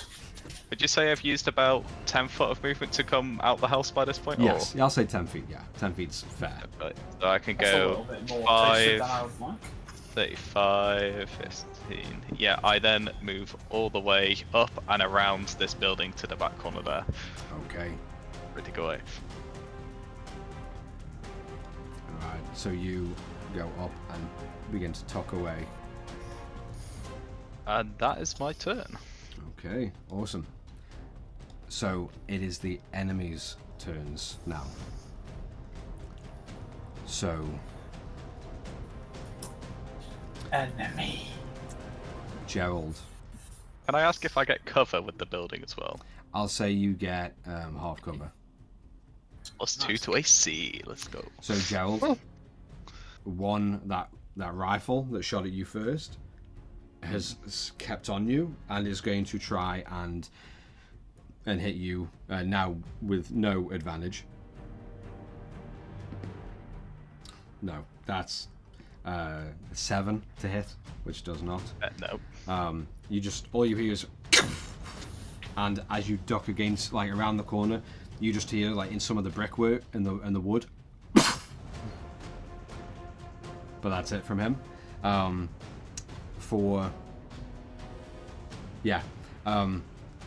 Terra, just as you as you're in the house and you kind of look towards the doorway, just after Theron has blasted one guy, you see Theron then kind of with a cocky smile before he, oh fuck, shit, and he like starts walking back, and you peer out of the small window that's facing where the door's facing, and you see 3 dwarves stepping forward with these thick blunderbusses, and one's going to shoot through the window towards you, and 2 are going to shoot towards Theron at the door. Okay. So good job, he's still got a shield. So all you hear is, and you hear that like a small thin pane of glass that Pop had recently put there, just. So, for first shot on Theron. Oh, okay, that's a 6 to hit, which doesn't. The second one, that is a 15. Just misses. It's got 16 AC with that shield. Okay, yeah, as the pellets just get like sucked into the shield, and for Terra through the window. Yep. Okay, that is an 18 to hit. That is my AC. Okay. You are going to take. Let me just get the right dice here. Because it was at a distance as well. You'll take half damage. Okay. I'll take less damage. Yeah. You take. You take 9 points of piercing damage. Okay.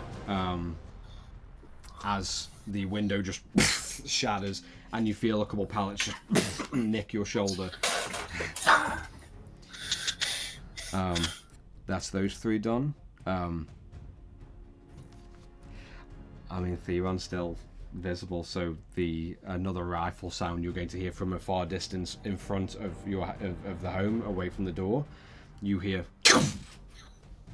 just a small explosion. Oh yeah, that's a 21. Yeah.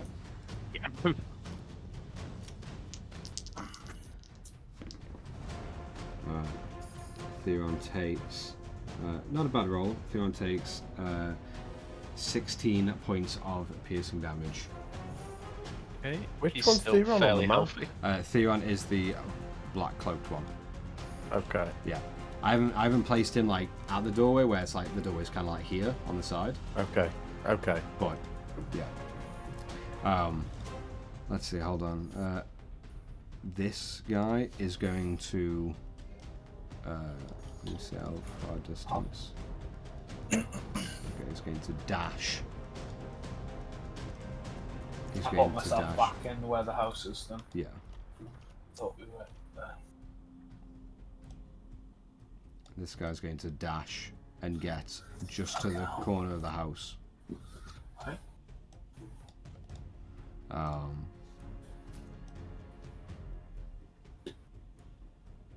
Yeah, that's fine with me.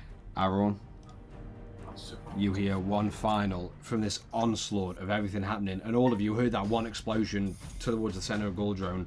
Not sure what that was, but you hear one last. And that's against you, Aaron. Yeah, that's 23 to hit. Oh, that hits.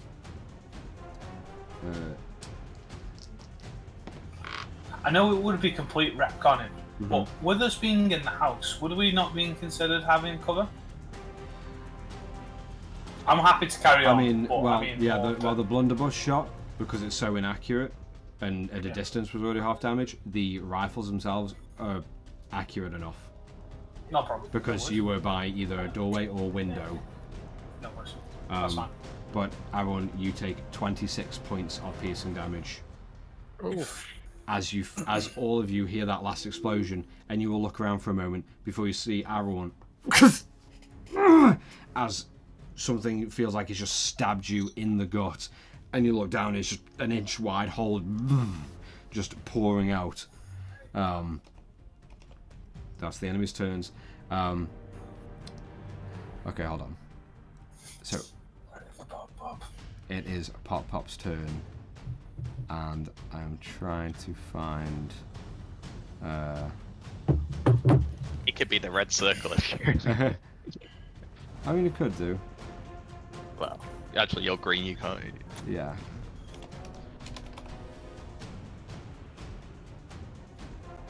Just give me 1 second. I'll see what comes up real quick.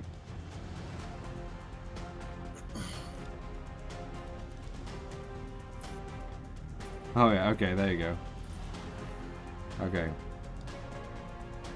So Pop, you see him just like looking around. Why are we all hiding? It's time to scream in the face of death. And he's just going to just let out a blood-curdling scream as you see all of the veins in his neck begin to pop and just pulsate as his arms almost kind of grow slightly in muscle as he just grabs onto the onto his sled, hops on, and just gets his axe and just slams it into the floor and uses it to pull him forward, to pull the sled forward against the hard wood. He's going to roll a quick strength check. Oh, not too great. He rolled a natural 1. As he kind of... And he goes like to pull, but the axe just comes free. Fine then! And he just hops off of the sled and just drags his body out with one arm as the other one's holding onto an axe, and he is going to walk straight out of the door up to one of these other dwarves with the blunderbuss. And you see this dwarf for a moment just look down towards Pop Pop, and you just hear before you hear Pop Pop and he's just going to swing his axe. he's enraged. He's going to make 2 attacks with the axe. So that is a natural 18 plus stuff to hit, so that does hit. And the second one, okay, great rolls, natural 19 plus stuff. So he is going to deal on the first hit. Nice, 11 plus. Okay, so the first one, you see, as he swings, you just hear that very like nasally laugh just cut short as you look out and you see Pop Pop has his axe just dug into the gut of this one dwarf as he drops the blunderbuss before Pop Pop like just pulls him down with the axe in his gut, grabbing onto his the back of his head, pulling the axe out and just going and he's just going to just slit his throat with the second hit. Nice. 13 points of slashing damage. You see, you see that dwarf is just on his knees, barely hanging on, and just as the blood just begins to just drown him. That's Pop Pop's turn. Next up, Tara, you are up with Theron on deck. What would you like to do, Tara? So when the blunderbuss hits the glass that hits the parts of me, did it smash enough for me to be able to jump through the through the window? Yeah. Awesome. I'm going to leap out of the window and go and just run at him in like mostly intimidatingly. But running at this first guy that's the closest one to us. Okay. And I'm going to use my feature symbiotic entity. And as you see me run, you see like moss start to grow off me, and some kind of like from a distance you can see like the tarmac starts to have that glimmer of heat waves, but you can see some random like green follicles coming up, so it's like that. Just the aura of death and decay as I'm running at them, and I'm just going to grab. I'm going to use my what's it called now? My God's sake. As my bonus action, I'm going to grab one of my spores that's on me, and I'm going to shove it into this rifleman's mouth. Okay. Yeah. Alright, I'll say roll an unarmed strike. Well, it's an improvised weapon, so I'll say stick with unarmed strike, and we'll see if it hits. It just get in his mouth. No problem. Dice. I'll use my lucky roll for that one. Slightly better. From a 1 to an 18, and then just whatever it is unarmed. Plus 5. 23, okay. So 23. You notice just as you run up to him and you grab a spore, you see this pitch black, like full face mask that this creature's wearing. As you just slam this spore against the mask, breaking it like inside, and just shoving that spore into his mouth. I'm gonna turn to the guy on the right side, and you see him. It's not here. Turn on the right. And I just wanted to say that.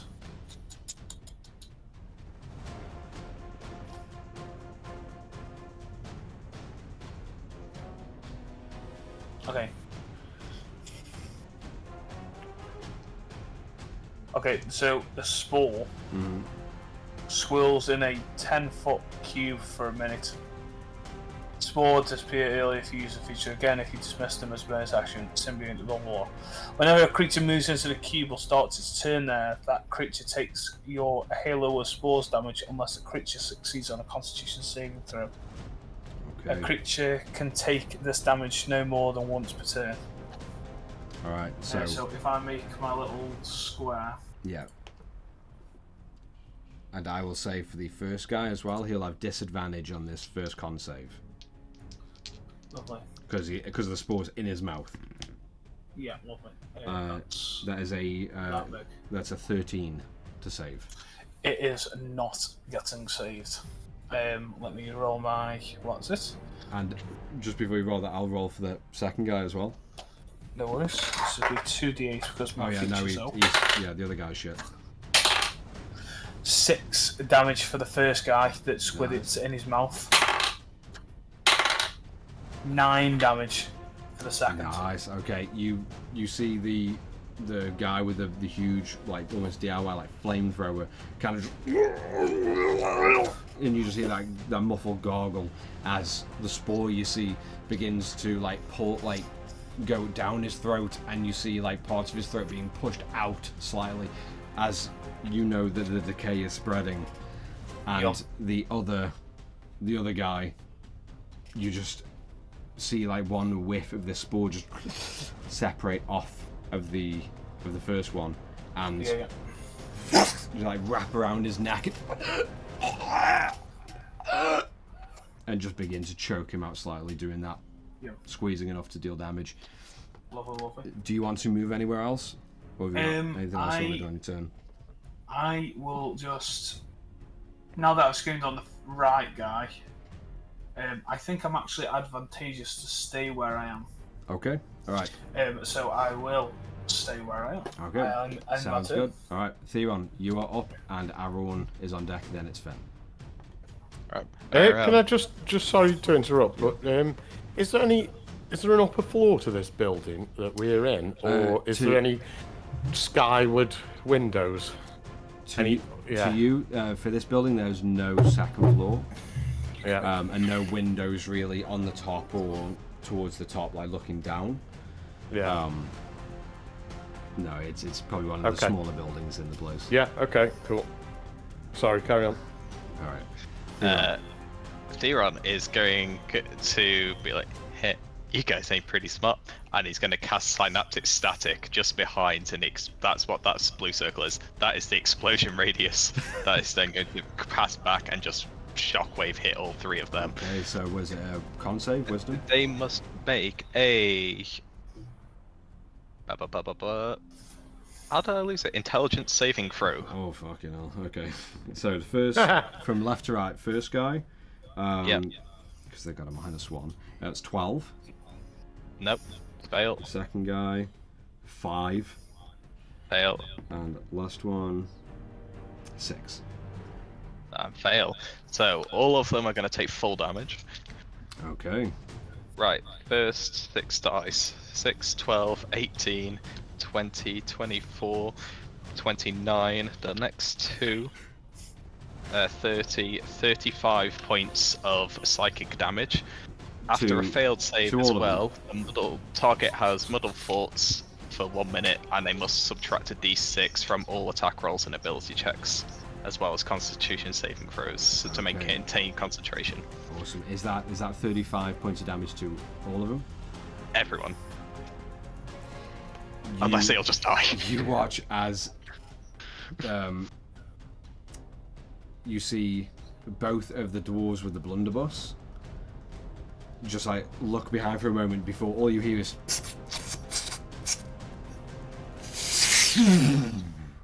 just behind them, and as it catches them and you see this shockwave of arcane electricity just shimmer all around them and into their minds, in their eyes, you just see them both slam down, just twitching slightly, dead and lifeless. You see the before you start deleting them, go on. The bigger guy, you just see him shudder as you can tell it knocks him down to one knee, and you just hear as just down on one knee, and really blasted flat. So it's a minus 1d6 for saving throws and attack rolls. And any And ability checks. concentration maintaining things. Awesome. Okay. I want to use my reaction. Mm-hmm. Fungal infestation. One of the blunderbuss people are going to get. I'm going to animate it to turn into a zombie, which then takes one attack. That attack being. Okay, sorry, it is a melee attack, so it can drop its weapon. Okay. Which is going to turn back as a zombie. Okay, so you see one of the closer dwarves, as they drop down, you see Tara just like whip her fingers over and just point straight to the now dead dwarf. And you begin to see this fungus grow out of their body, almost like following like Last of Us spore out of the mouth, just. And these tendrils begin to seep out of the mouth and the eyes and the ears, and this mossy goo and tendrils begin to just fall down the form of the dwarf before just wrapping around the arms and the legs and the body and like pulling it up to stand, and grabbing the blunderbuss by the handle is just going to It just says it obeys your mental commands, but it's going to be kill. and it's It's going going to just change target. and it's going to make that melee with the blunderbuss again, so I'll say it's plus 1. 10 that doesn't hit. As it swings like mindlessly, you see the guy just on his knees just like duck slightly as he's like clutching against his head and wondering what the fuck is happening. But you do now have that guy as animated. He then is lifting the hood of the invisibility cloak a bonus action. Yes. Plus 3. Then yes, he is going to lift the hood of the cloak, and then Theron is going to make his way. How far can he move? He's going to make his way to the edge of that cliff there. Okay, awesome. At that point as well, just after that second attack, the guy with the big flamethrower is going to use his reaction, and you see him like pull a canister from his side and pull this small pin out, and you just hear it as they throw it up. I want around that area. Can I have Aaron, Finn, and Tara all roll a Dexterity saving throw for me, please?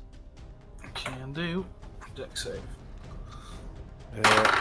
Aaron's on 27. Okay. 19 for Tara. Maybe beating him up wasn't the best idea. Yeah. Finn is 17. Okay. Oh, wait. Sorry, Aaron's on 20. Fuck. Yeah. Aaron is fucking huge. So as this canister gets lobbied up, you just hear a and you all luckily just in time turn away for this bright flash of white, of this blinding light, before it fizzles out, and you look back and you see the guy has been able to just slip away a few feet to there.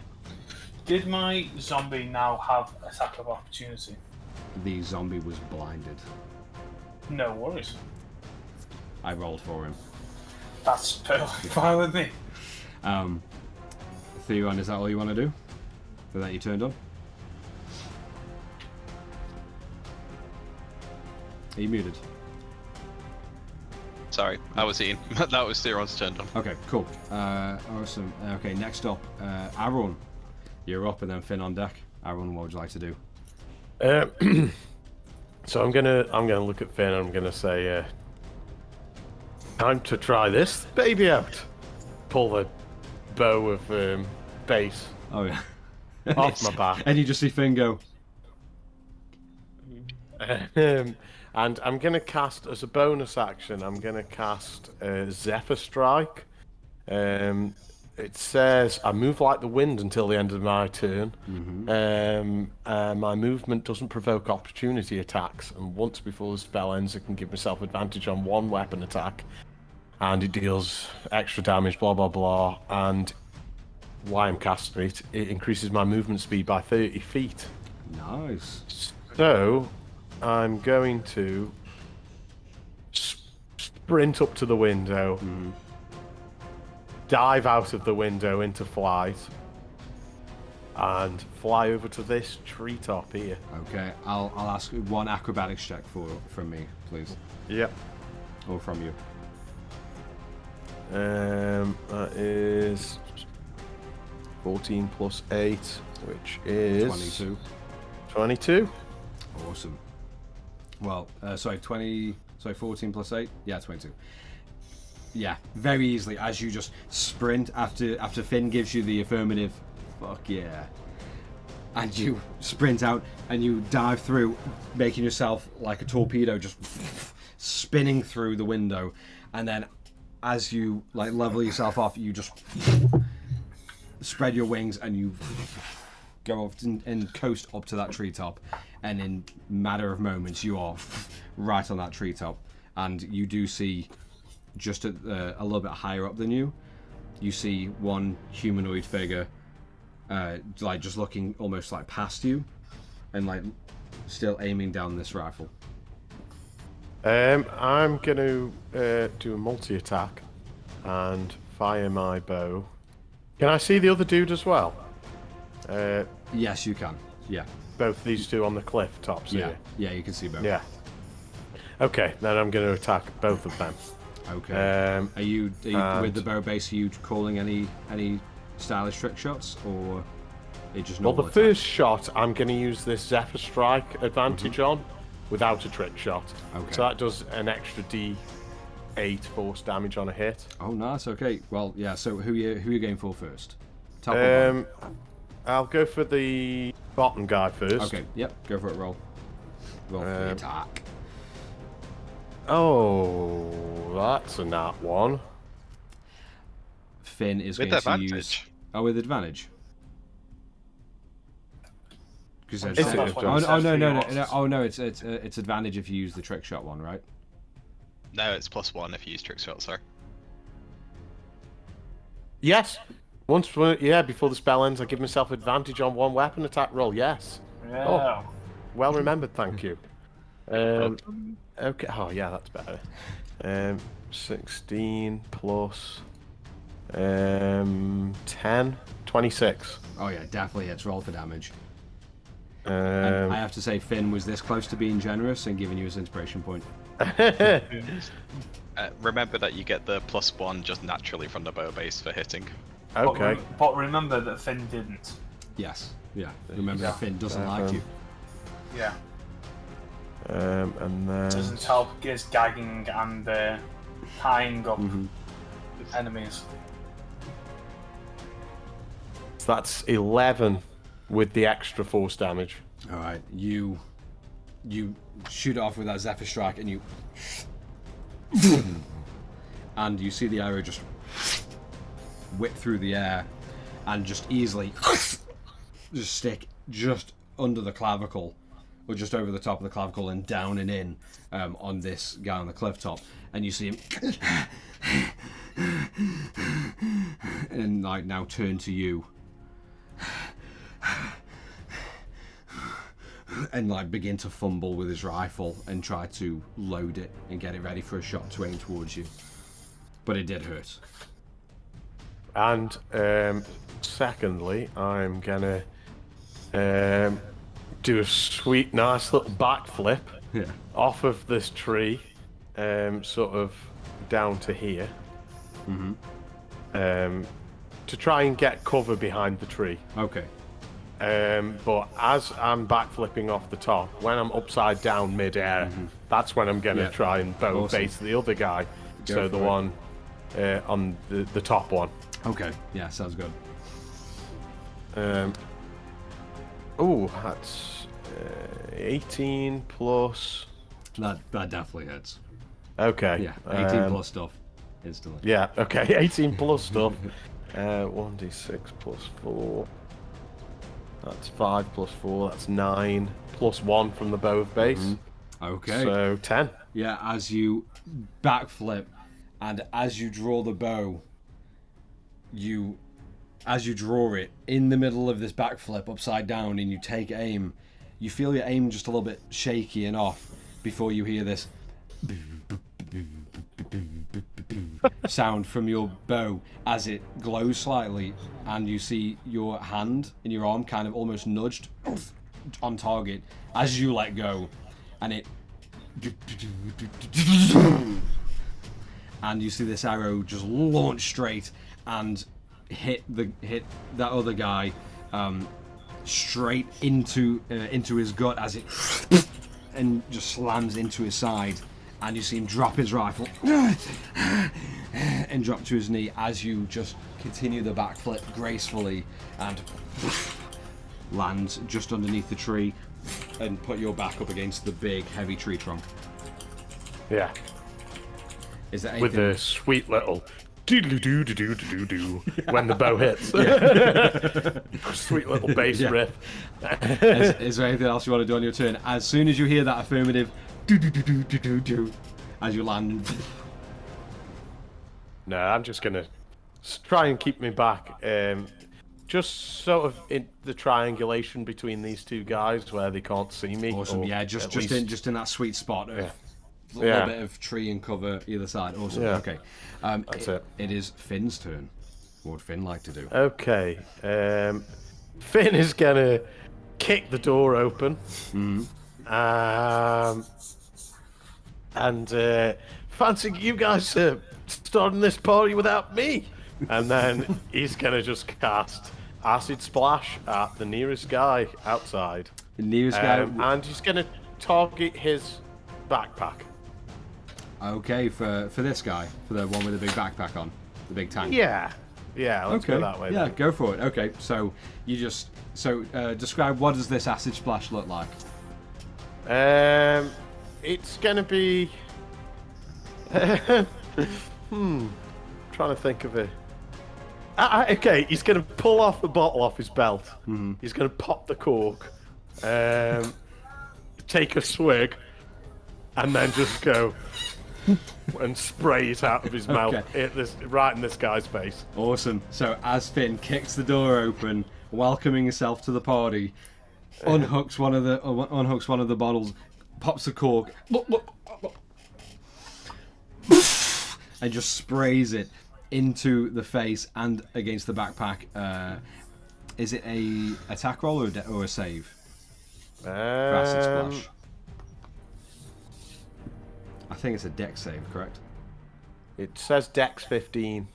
Yeah, so it's a don't dex. know what that So means. it's a dex save and the DC's 15. Yeah. So all right, so he's going to make it with disadvantage. I mean, it doesn't really need it because he already rolled low. Okay. So the first roll he got was a 10, and the second is a natural 1. So he takes full damage to the acid splash. Okay. And he's already kind of partly on one knee just after being able to shuffle over after that flashbang. 10 damage.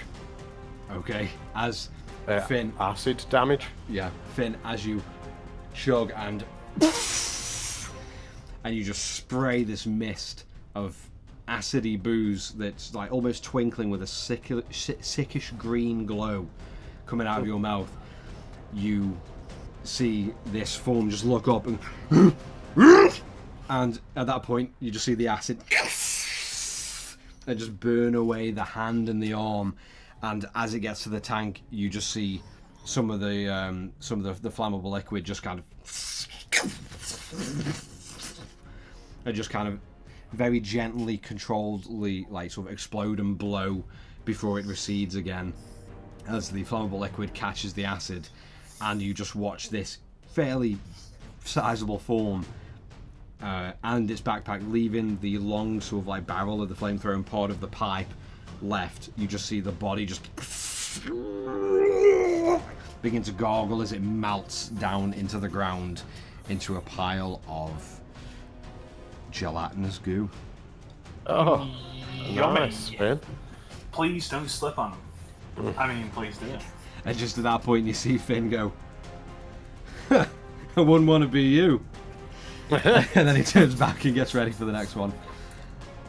Does Finn, do you want to do any more movement or anything else on your turn? Or is that... How much movement did it take for him to go outside? I'd say overall, I'd say 10 feet.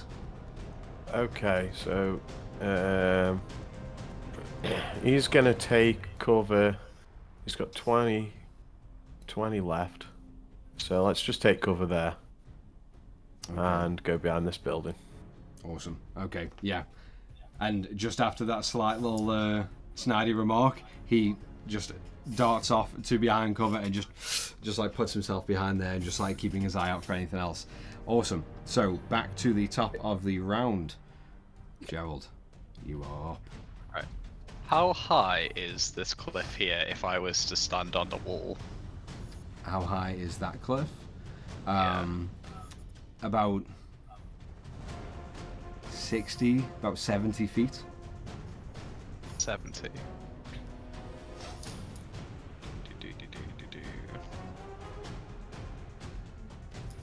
Sorry, just doing quick maths. Quick maths. Did you say this was Duke? No. No.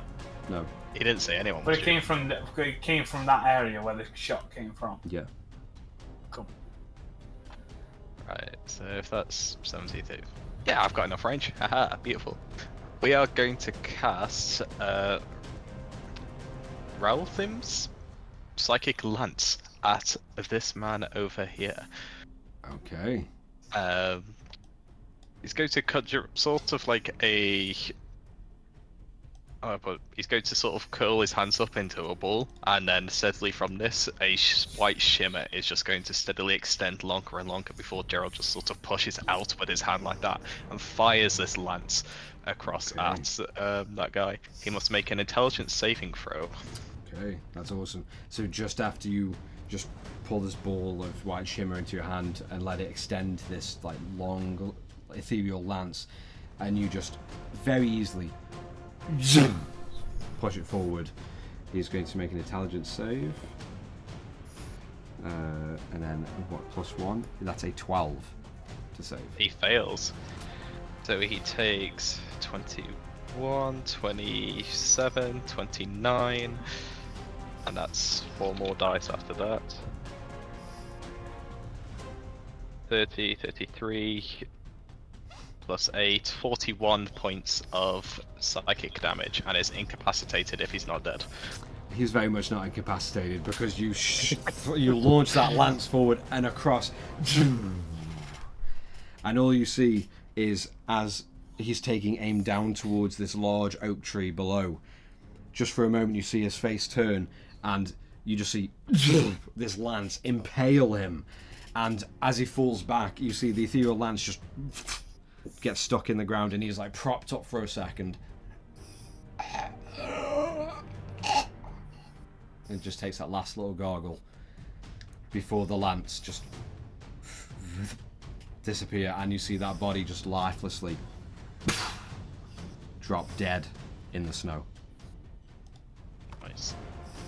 Right, bonus action. We're going to tumble and move our way across here. How high is this cliff by any chance? Actually, no, wait. If I move 25, 30, 40, 50... Yep, I just have enough movement to get straight to this man over here if I run up the steps. So much fucking movement, but yes, you do manage to quickly climb down and claw and... and you, like, almost in a bit more of a rabid form, you hurl yourself across the battlefield and you find your way up to that human. Is there anything else you can do? Used my bonus action movement, everything that. Okay. All of that. Alright. So, after Gerald's turn, the enemy's turn. So, Gerald, straight away, that guy's going to turn to you. Who are you? I'm your demise. and as you say that, he pulls the trigger just point blank. Because it is a long range rifle, he gets disadvantage.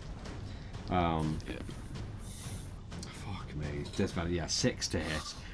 You just No. you just see him like as he's shaking, and the rifle just goes off kilter for a second and just deafening you, but shooting way off. And he's going to use the rest of his action to try and like shakily reload as you're staring him down. I'm just gonna be raising my hands as he's doing that. Yeah. Let's see.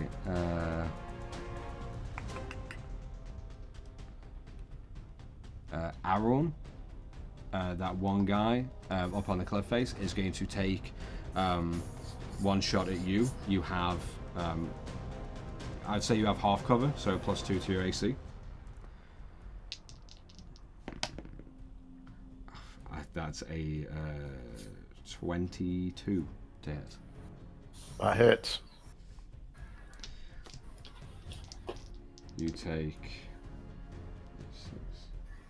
Low rolls. You take 12 points of piercing damage. As just as you're around the back of the tree, and you think you haven't heard the other one, but the one from your left shoulder, the explosion like deafens you once again, and you curl away, and just as you do, some of the wood of the tree as it and just splinters open, and you feel like a little shot of that wood just dig into your, just in between your ribs and the back of your ribs. But then they're going to try and use their rest of the turn to reload. The dwarf just next to Pop Pop is, as he's loaded, is going to just point blank go to blast Pop Pop, and yeah, I mean, if by the rules that I've set for the blunderbuss, if it's within 5 feet and it hits, it's an insta crit. Cool. And his natural armor. Okay, yeah, he just barely got rolled what he needed. Can Theron use his inspiration? I feel like Theron would, to stop this. I'm Okay. forced to reroll. To show how much he loves Pop-Pop. Yeah. Even higher, natural 20. Oh. That next reroll. Go on. Well, at least it didn't improve the damage, did it? That's at least- Let's have a look. So. Right. unfortunate because he would have used kernel shift, but he can't see it. That's okay, hold on. 14 plus 8, 20. 22, thank you. So 22, 44, 47 points of piercing damage as you see Pop Pop like still like on the ground, like almost lying but sitting up on his butt and holding onto his axe and just watching this dwarf like bleed out on the floor, and you just hear Pop Pop call out, "It's okay, I've got this one." And you hear this deafening explosion right next to Pop Pop as you look to the ground, and just in their like near dying breath, the dwarf on the ground just aims the blunderbuss slightly up and like has enough strength to pull the trigger. You instantly see Pop Pop just fall to the ground and unmoving.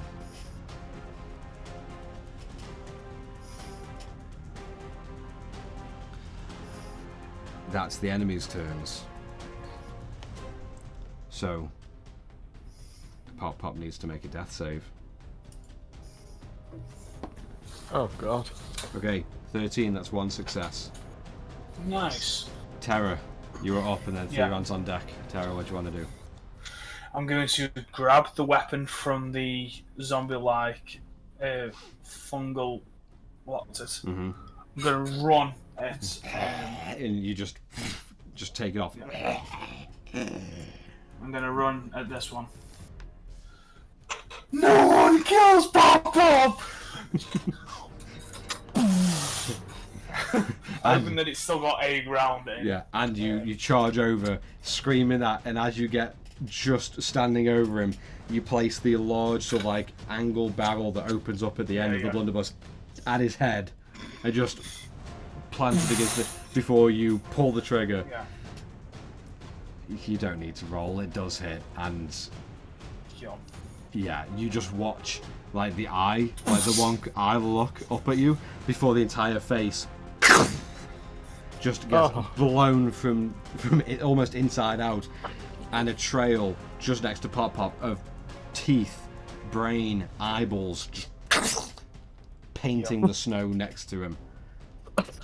And then I'm going to touch that, go down to the sides where Pop Pop is, and use Healing Word on him.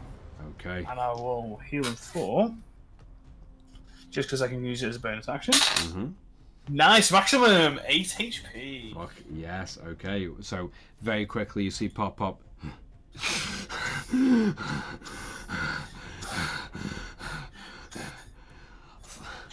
Thank you.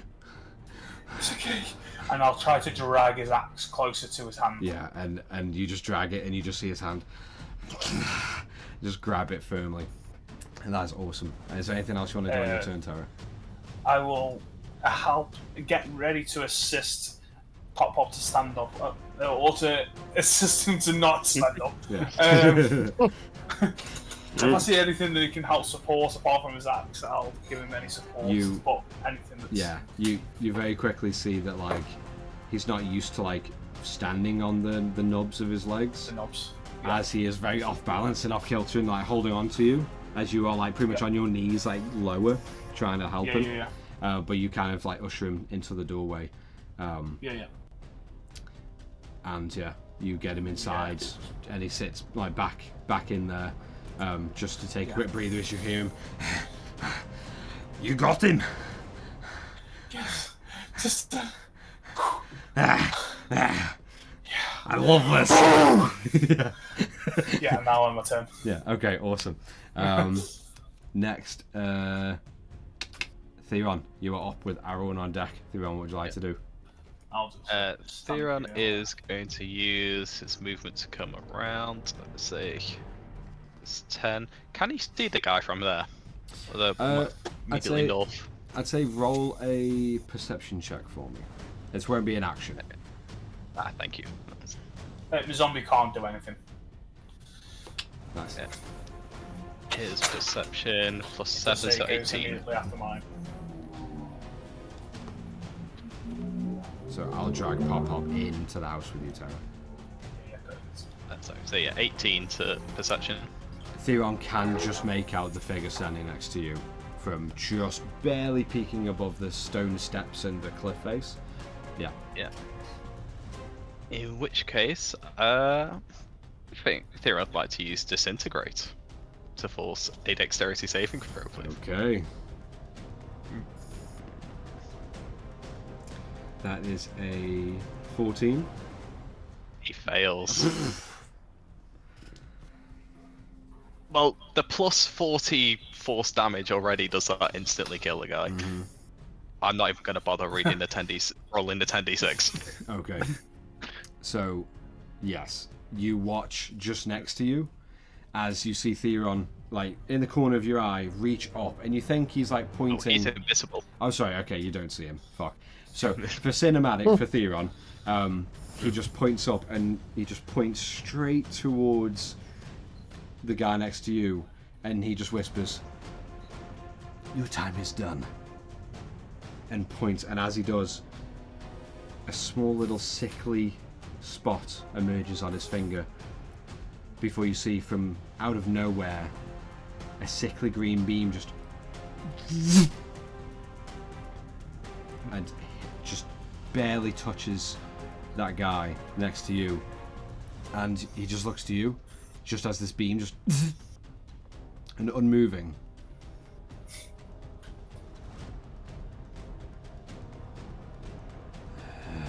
And that slight exhale as the wind blows, and you see his face begin to just crack and turn grey and crumble into itself, just concave into his own mouth, as the rest of the body just turns grey and begins to just shrivel up into ash, and just very gently the ash floats away in the wind. Not a trace of him left. Yoda's go out. Hey, he was mine. And you just hear, But of course, he got... Too late! Then Zero can use the rest of his movement to go 5, 10 to there. awesome. Okay, yeah. So after he disintegrates, he tells you just how late you were and how poor timekeeping you have before he turns back and gets to the side of one of the larger buildings and just next to a tree. At that point, is that his turn? That's his turn, yes. Awesome. Aaron, you are up with Finn on deck. Aaron, what would you like to do? I'm gonna. So I've got a big medallion on my chest from my backstory. Well, anyway, I'm gonna pull that off. I'm gonna look around the corner with the reflection, see if I can see this guy, and then I'm gonna get an angle on where he is, and DM willing, I'm going to attempt the trickiest trick shot ever. Okay, so first of all, for a free action, perception check to see if you can just see him with the reflection of the medallion. That is 12 plus 7. Yeah, So, 19. Very yeah, easily, yeah. as you find the rock of the cliff face before you angle it slightly up, and you're like, there you are. And you see him kind of like trying to look down towards the tree at you, but finding That's nothing. the geezer. Yeah, and go for it. That's the trickiest trick shot. I'm gonna. Can I shout over to Tara from here? You could definitely shout. Yeah. Okay, I'm gonna shout, Tara, catch this, and I'm gonna frisbee my medallion up in the air. Yeah. Okay. How do I ping on this map? Just left click and hold. Left click. Yeah, what? Oh, yeah. There you go, So I'm yeah. gonna frisbee it up to about there, Okay. and I'm gonna fire the bow of base at it and try and ricochet my arrow from that at an angle back Okay. into this guy. Okay, I love it. All right, roll for the attack then. With the very base trick shot bonuses. As Tara, all you hear is the very calming voice of Aaron screaming, "Catch this!" 24. 24 does hit. Roll for damage for me.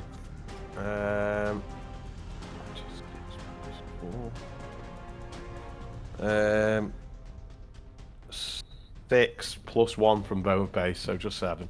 Okay, well. However, because that hits, I'm going to use my Gathering Swarm ability. Okay. And use my Spectral Bird Swarm. And the attack's target must succeed on a Strength saving throw DC 15 or be moved by the swarm up to 15 feet horizontally in any direction of my choice. It also knocks him prone. So I'm going to fling him off the cliff with this. Okay. Awesome. All right. So that's a strength save, right? Yeah. At 9. Strength 15. No. Yeah. Sweet. Okay. So this cliff. So I want to... Yeah, go on. So this cliff is about 60 feet high. So let's roll 6d6 to add on to the damage. So the first one is 8.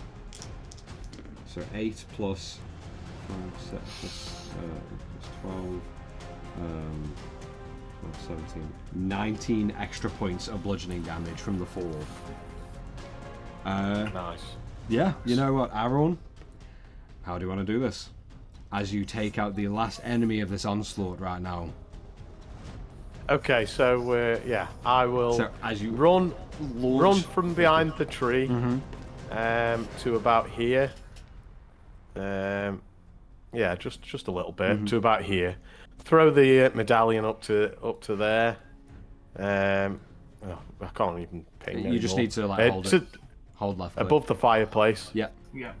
There you go. And fire my arrow at that without even looking at the guy behind me. Yeah.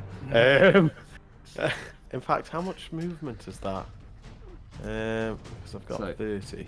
Yeah. Okay, I'm gonna try. I'm gonna try. As I fire that arrow there, I'm gonna carry on running forward, jump over the fireplace, and try and catch my own medallion. Okay. So I'm gonna say roll a athletics check or acrobatics, your choice. I'm gonna go acrobatics. Okay. 17 plus 8, so Fuck yeah. yeah, a lot. 25. Five. As you, Yeah. all of you see Aaron as he shouts over, "Catch this!" and you see him run out of a tree cover, launching the silver medallion up into the air, frisbeeing over towards you, Terry, just coming closer and Got my closer. eyes locked on it Yeah, now. until you see him aim at the medallion and just, and you see the arrow, and as you see the medallion begin to go into flips, as you see Aaron just eyes on that medallion as well as you, Tara, as he just over the fireplace, like winging himself over, and you hear one misfire from the top of the cliff, and just as Aaron, you dart and down and you slide almost on one knee in the snow, grabbing underhanded, you grab your medallion as it into your hand, looking up at Terra, and Terra just behind Aaron in the background, you just see one humanoid body fall down from the cliff face and slamming into the snow. As he just And just as the snow kicks up, a bunch of spectral birds fly away as well. as the snow, as you hear that all too familiar into the snow, you see the spectral birds almost like as close as everyone is to you, Terra, almost framing his badass pose of. Also, on top of all that badassery, a bit of a bow, bow, bow, bow, bow, bow, a bit of a slap bass infill.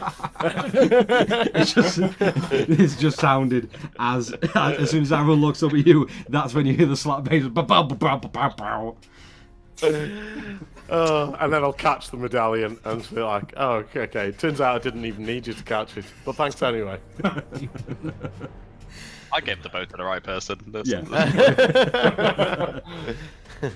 And just at that point, as you all take that kind of breath, the ambush has concluded to a just silent, uneasy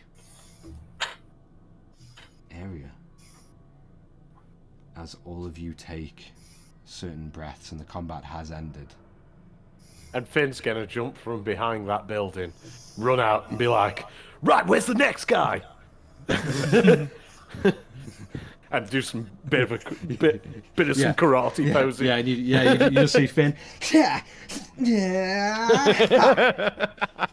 And just at that point, you hear pop just from the house. You're too late, you silly prick. And then he'll pop a cork off his bottle and just start swigging then. Yeah, you just With a bit of a downtrodden huff. Yeah, you just see Finn look over. Well, that was easy. You're welcome, guys. I'm gonna just hover my hand towards the zombies' general location, and you'll just see like a skeletal form, hands just go across, and use chill touch on it to basically kill it off. And just as it like opens its arms to that spectral hand that floats over, and just as it gently lays the fingertips on, just like a small little flash of dull blue into the heart, slamming back onto the ground. I'm gonna look at Arrow and say, "That was sick." I'm gonna give him a little bow. Give her a little bow. Sorry. I'll clap. I will clap. And you see Pop as well. Yeah.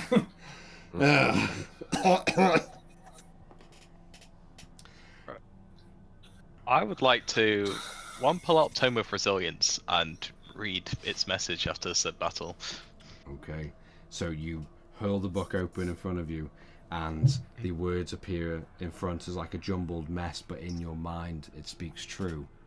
You nearly got down. You nearly got knocked down. But you fucked him anyway. Keep it going. I can keep this look going. And from that, we're going to pull out the deck of many things. Okay. You pull out of the small little lockbox the 22 cards. With refilled confidence, I'm going to... I don't know if you can see. I'm going to try start doubling. Yeah, we can see. Yeah. I would like to draw 2 cards from this. Right. No pressure. Can you actually... There's no focus on this. Hold on, I'm just going to turn on the lights.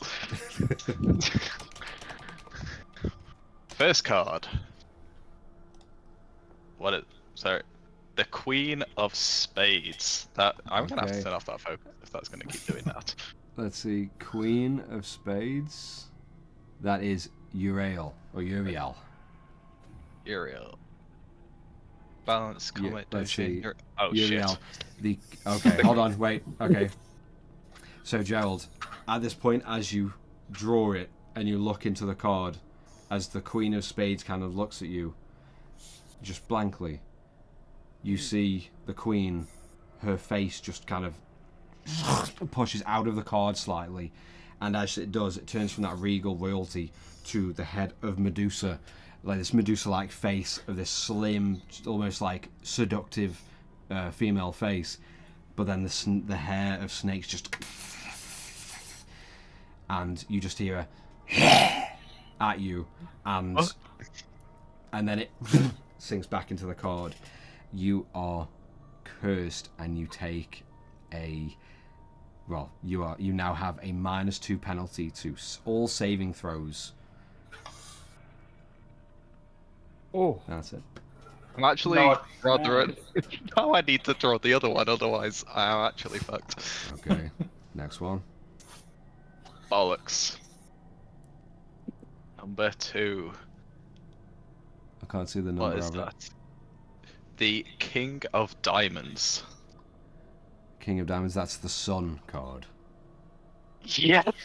So That sounds positive. So let's see, the Sun card. It is. Okay.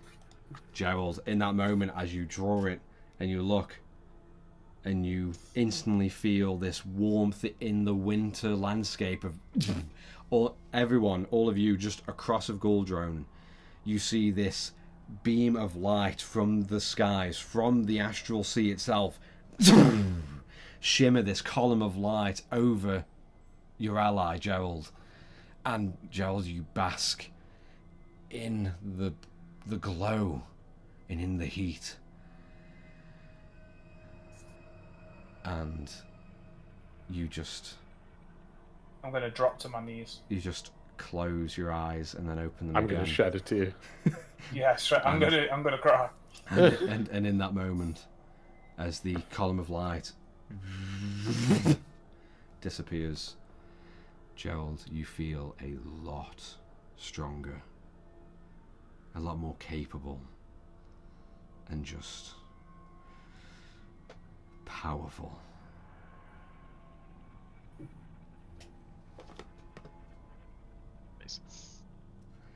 Have we removed the wondrous item effect from that? That was the question we had. For the sun? Mm. You know what? Okay, hold on.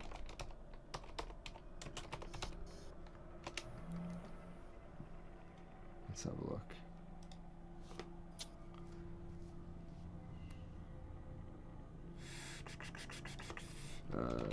that counteracted by bad luck, guys. I'm happy with that.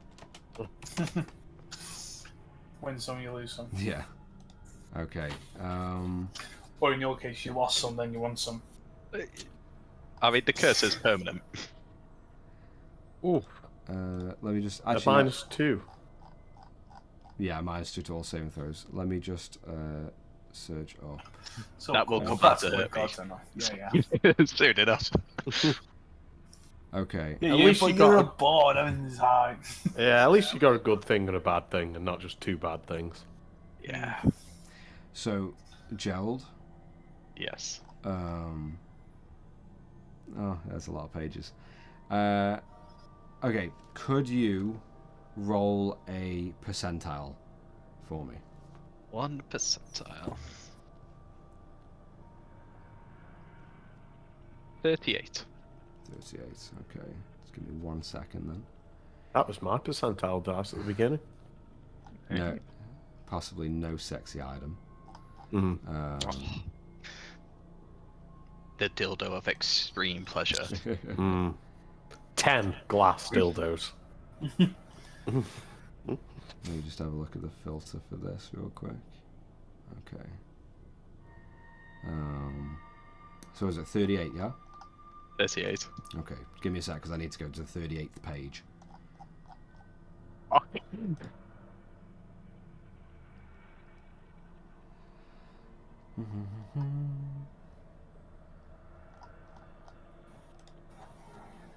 So how many pages of wondrous items are there? Well, I think this is this is including. Oh no, okay, hold on. This is. Let me go on tools, or sources, marketplace, game. Okay, ignore me. I was looking at the homebrew shit. Oh, you born? Okay, so 38. Okay, now Yeah. I'm on the normal list of stuff. Okay, so half of 38 is. 19. We'll go 19. Because now I look, there's only 24 pages. 36, 18, half 36. 38. It was half 38. Then I'm fucking retarded. You are. 19. Yeah, you are. But it's You are okay. welcome. All I right. can count to 4, 1, 2, 7. Plus 36 would have been 18. Yeah. All right, let's see. So, That's what I mean. so 19, yeah? Yes. Yeah. Yeah, not 18. Not 18. 19. Definitely, yeah, definitely 19. Definitely 19. Not 69, One. just 19. 1 Yeah, 9. yeah. Sadly not. Wait, hold on. 69. You're telling me it's 19? Are you sure? The number after 18. Okay, got that. Now I've got it. Okay, let's see. 1, 2, 3. If you hit 20, you've gone too far. Yes. 24 is right out. Okay, you know what? Roll a d20. 5. 5. Would have been great if it was 19. But it wasn't. Yeah. Alright, let's have a look. I should have rolled it. Which I will. You get. Me too. Which it still wasn't. Oh, it was 18 though. Oh, I got nat 1, so ignore me. You open your eyes, Gerald, and as you feel powerful, you feel something slung over your shoulder. And as you unsling it and you look at it, you find in your hands is the quiver of Eldona. And you see a jet green quiver that has this golden embossed design across the top with this gorgeous golden brown leather strap from the top to the bottom. And because you will know what it does. Each of the quiver's 3 compartments connects to an extra dimensional space that allows the quiver to hold numerous items while never weighing more than 2 pounds. The shortest compartment can hold up to 60 arrows, bolts or similar objects. The mid-sized compartment holds up to 18 javelins or similar objects. The longest compartment holds up to 6 long objects such as bows, quarterstaffs or spears. You can draw any item the quiver contains as if doing so from a regular quiver or scabbard. And just as you I want that. just as you look down at it and you feel this strength surge through you, all of you hear just a shout from the far eastern cliff top. Duke sends his regards! And it just echoes across before all of you hear this. And you quickly all hear as this machine is just churning and pallets begin to just rain down across all of Galdrone from this cliff top. And just as you all take cover of the immensity of this machine, just catapulting pallets after pallet, just across all of you and the entire landscape that you are surrounded in. That is where we're going to end tonight's episode. And come back next week to pick it up from there. Bloody hell. What was that he shouted? It was a bit too muffled for me to hear. Duke sends his regards. Duke sends his regards. Ah. And as well, I may as well point out to everyone, Gerald, what do we agree on for the Sun card? It was +3 levels, you said. So, Gerald, I want you to roll your 3 sets of hit dice for leveling up 3 times instantly. Oh, Number 1, wow. +5 HP. Number 2, +4 HP. So Number 9. 3, +3 HP. Nice. Okay, well, you got no 1, so that's good. So 9, 12. The last one was a 2. Okay, nice. So 5, 4, and 3. 12. Yeah, 12. Yeah. I can't do maths. So that's 93 maximum HP. But you are... What level are we now, guys? 10? I'm level 11 currently, so okay, 14. so level 11. So Gerald is now level 14. Nice. But remember, and you can edit your page, you do have -2 on all saving throws. Yeah. Definitely. That's going to be a killer. It fucking sucks. But Aaron, purely because I loved the trick shots and the RP with Finn, I want to give you a point of inspiration to say you blew me away with that RP and then the trick shots to add on. It's fucking incredible. Great fucking Cool. work, dude. Thank you. And yeah, and I love all of you guys. It sucks that Finn and Theron couldn't be here, but I know Finn should be back with us next week, and then Theron back after that. So, I'm fucking looking forward to it. Yeah, me too. It's going to be awesome. Super enjoyable. Before we go, I'm just looking at the chat. Bonjour. Yeah, we just want to say thank you, Reds Samurai, for the raid. Really appreciate it. Thank you very much. I hope anyone who stuck around, I hope you've enjoyed it. We will be back next week. All of our, so Twitters and social stuff is all below for Twitch and below in the description for YouTube. But you can follow us, All Talk No Dice, on Twitter, YouTube, Twitch, everything. But we hope you've all enjoyed it. But for now, it's time for us to go. So, after that entire fucking roller coaster of a shit show, with all of that said and done, thank you very much for watching. It was a lot of fun, and we'll see you again next time.